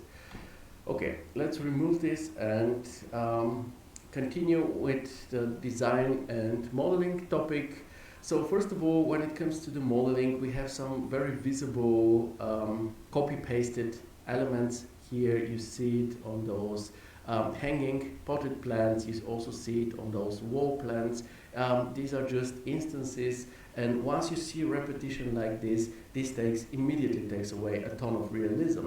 So if you want to avoid this, just rotate those elements around, scale them up and down a bit, and then it will be better. Additionally, you can also add some variation to their texturing by adding a multi-map to, let's say, the diffuse color, and then you will be able to have some randomization there as well. Design-wise, this is a subjective one for sure, but I'll just lay my opinion on you, and you are, of course, as usual, free to do with it whatever you want. To me, the scene feels pretty overloaded, that there is too much stuff happening on it, placed on it, and currently it even feels like it would be very, very inconvenient to even reach to that hammock to lie on it, because, you know, this is a very narrow space between the chair and those potted plants here. So my advice here would be to reduce the amount of populated items, remove that fan, maybe remove the dog, maybe the hammock as well, or one of the plants, and maybe even this dude here, because he doesn't make much sense anyway. If you take a look at him here, you will see that he's not even facing the woman, and he's looking somewhere into the void, so yeah, he can also not be there, for all I know. My suggestion is let the scene revolve more around the mom with the baby, remove that unnecessary staffage all around, so make it more like this. You see here the ventilator is gone, the dude is also not there anymore, and I think we have a more clear visual storytelling in this case. Also rotate the light to illuminate the woman more, so that you have this major aspect of your scene being properly lit up, and so you'll be telling a beautiful story, in my opinion. Now, talking about the AI, because this is a part of your workflow, I think that if you compare the raw render here with the AI final outcome, some things definitely got better. Certain parts of the scene are more realistic now. For example, the face of the dude, it's definitely way more realistic. The dog as well, the grass looks better. Yours was more or less like fur or something. The wall plants are more realistic now compared to the original. Also, some detail was added here and there. On the clay pots, it's very, very visible. Look at them here and look at them in the original. Here, they're very, very basic. Same also on the wall. Here we have a plain white wall, whereas here we have an actual pattern visible onto the wall. This looks really good, actually. But AI also messed things up. So some textures here, take a look at this one. What is this thing supposed to be? Look at here, the roof tiles, the geometry is totally messed up. The woman's face looks bad. Take a look at her nose.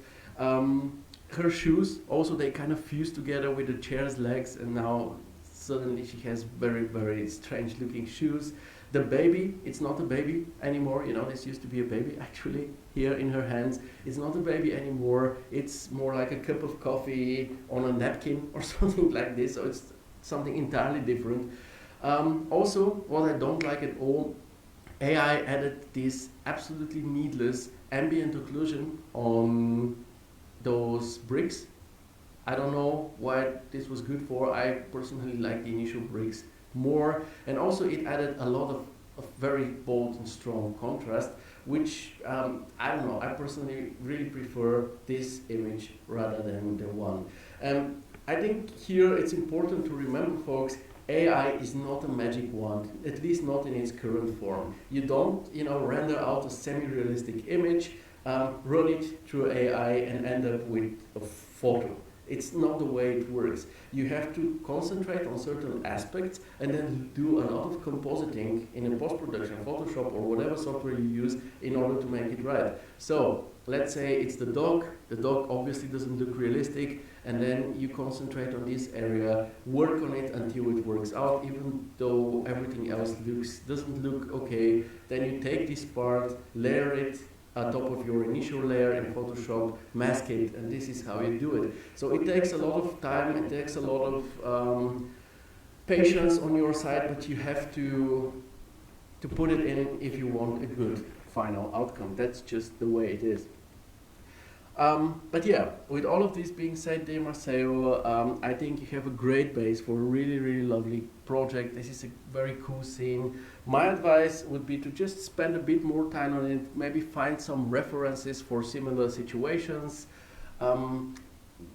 precisely decide what story, what visual story you want to tell here, and then follow through it, and it will be great in the end, I'm sure, because you're capable of pulling it off. And now we land in the last project for today that we will be reviewing, which is a very smooth transition to the inspirational part, because what Kama is showing us here is how a perfect world can look like. Maybe what I say is a bit over the top, but just take a look at this. Hello everyone, I present to you my new 3D interior rendering with some details. First, modeling from the concept from Pinterest images drawn on AutoCAD, I imported into 3ds Max. After import, I applied the extrusion modifier. Composition, second point, I used the image composition helper plugin with a link to it. Amazing. I use this plugin too, by the way, it's awesome. Try it out if you haven't already.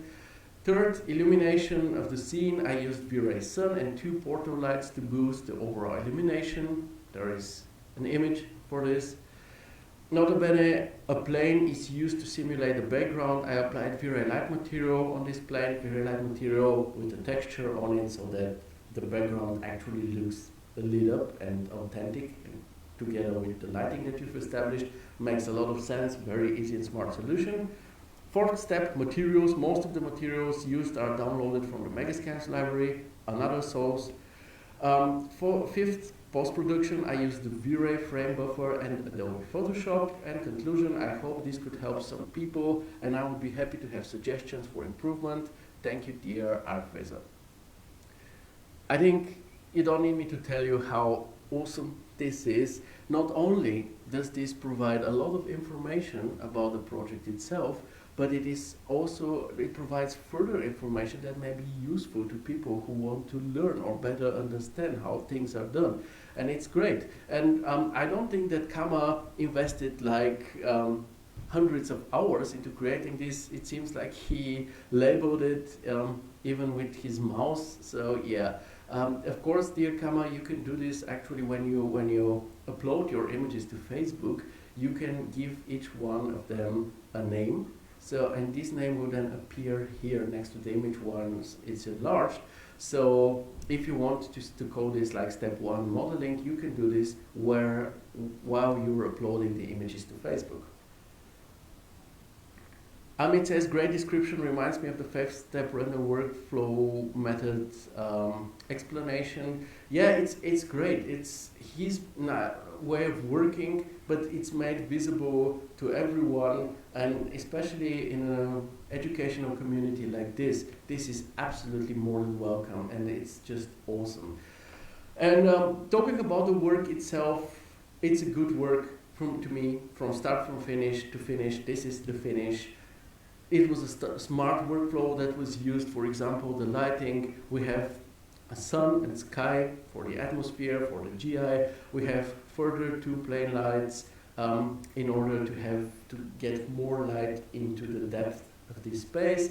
And we have this slightly bent background plane with a V-Ray light material to it with a texture, so that we have a nice view out of the windows. Simple as that, but it works flawlessly. Regarding the scene design itself, I would call it quite interesting and unique, because this looks like a mix of an apartment and a house eventually. It's whatever it is, it's definitely warm, cozy, welcoming. I really like it.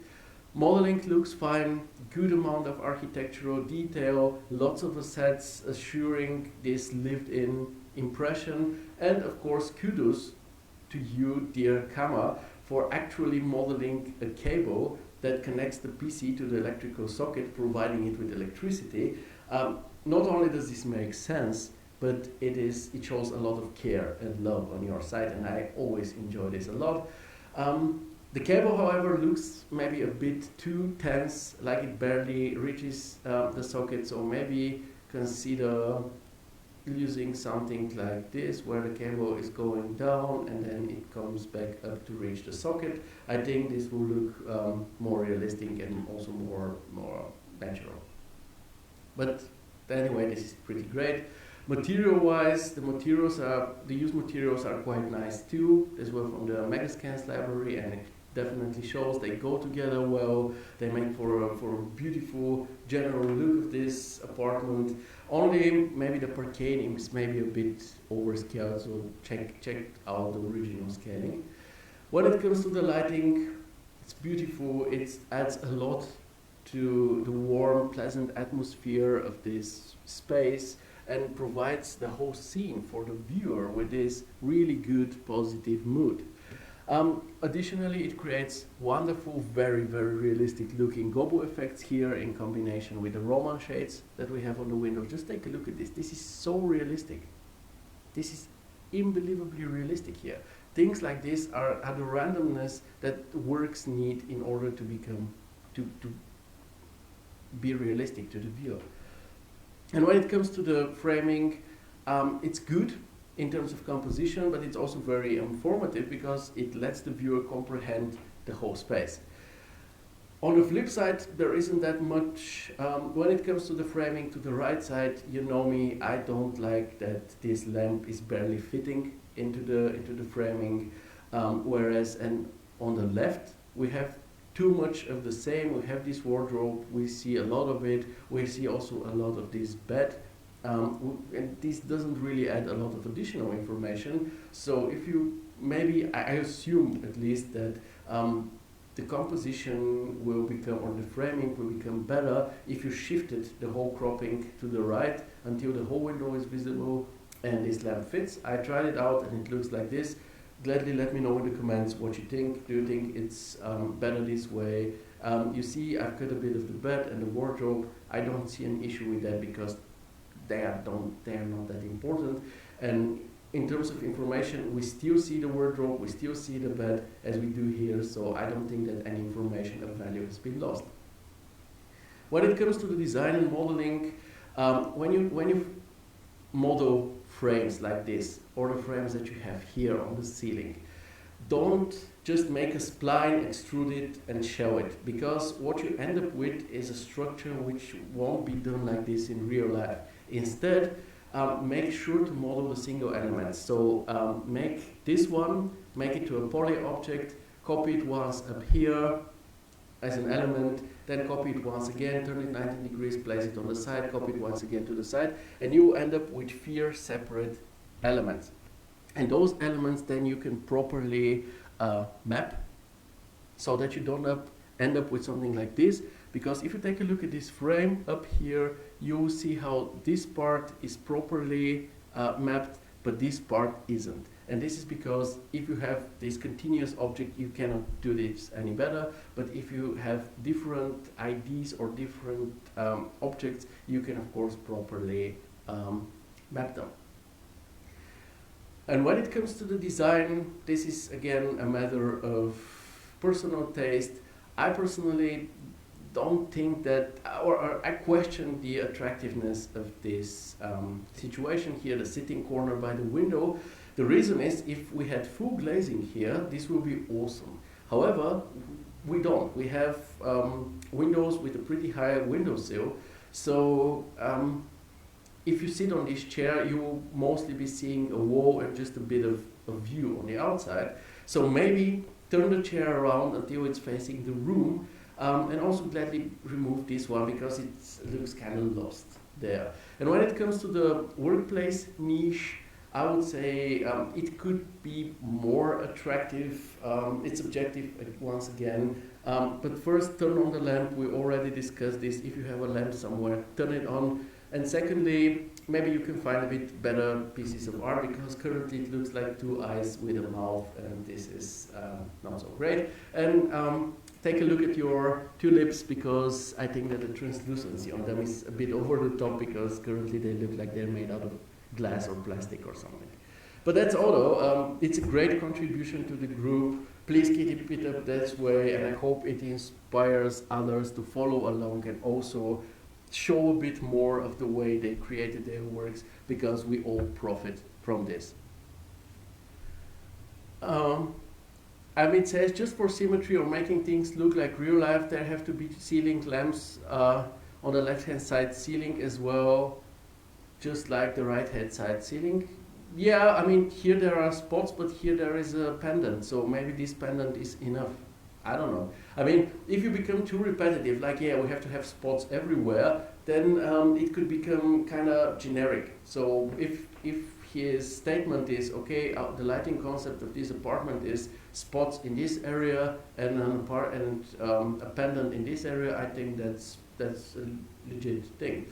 Now, it's time for the inspirations. We are not as late as I thought we would be, but I really want to show you a few things, starting with this Chaos Vantage 3ds Max City Engine video by our group member Carolina, which we talked about the work of hers, I think 2 shows ago. She's a very, very interesting artist because she always has different view on things. And what she's doing here, she's actually showcasing the power of Vantage by experimenting with the scene she created with City Engine. If you don't know what City Engine is, I didn't either, but it seems like a tool to create interactive 3D cities from open map data, actually quite useful, and this is what she created here. And it's obviously, as you can see, an absolutely normal scene. It has 93 billion polygons. Just imagine this number. But still, despite said number, the render time for a single frame is the mind-blowing 4 seconds, rendered with an RTX 3070. So why is this inspiring? Well, I think the answer is obvious, especially now with Vantage coming to Corona.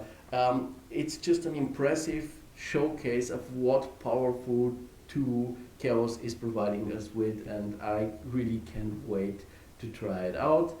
And to you, Carol, if you are watching this at some point, this is a very unconventional way of screen capturing with your phone, as it seems. I assume you know that there are tools for screen capturing and you decided not to do them. Can you please let us know why you did so? Is it because it's more dynamic or interesting this way, or you don't like those tools? Things like this, please let us know. I find this just very, very interesting. Now it's pretty late, so we have to move on to the second thing that isn't there anymore. It's a recreation by Zamu. If you remember, by the end of last show, we discussed a work of his. He was recreating an AI scene and did a really good job. However, I advised him not to recreate AI imagery, but photography. And yeah, why is this inspiring? Because he listened to that feedback and recreated an actual photo, which is this image here. Very nice image to recreate, by the way, very, very sweet kitchen. And this is the outcome of his reproduction, and I think it looks awesome, first of all, and in comparison to the AI that he recreated last time, it's also better when it comes to the final outcome. And I think that the reactions of the group members definitely prove what I just said, because take a look at all the likes that you see down here. Now we'll continue with another recreation when it shows up in a second. This time it's by Mario.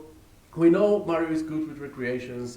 He won the kitchen recreation challenge we had in this group last, I don't know, what was it, November or something?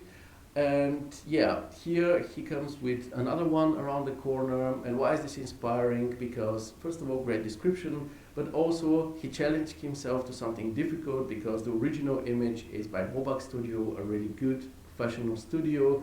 And also it's not an easy one to recreate in terms of lighting.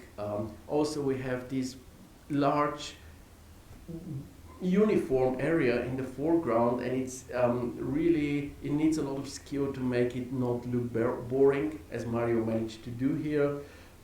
And of course Bobak Studio also in their original rendition of this image.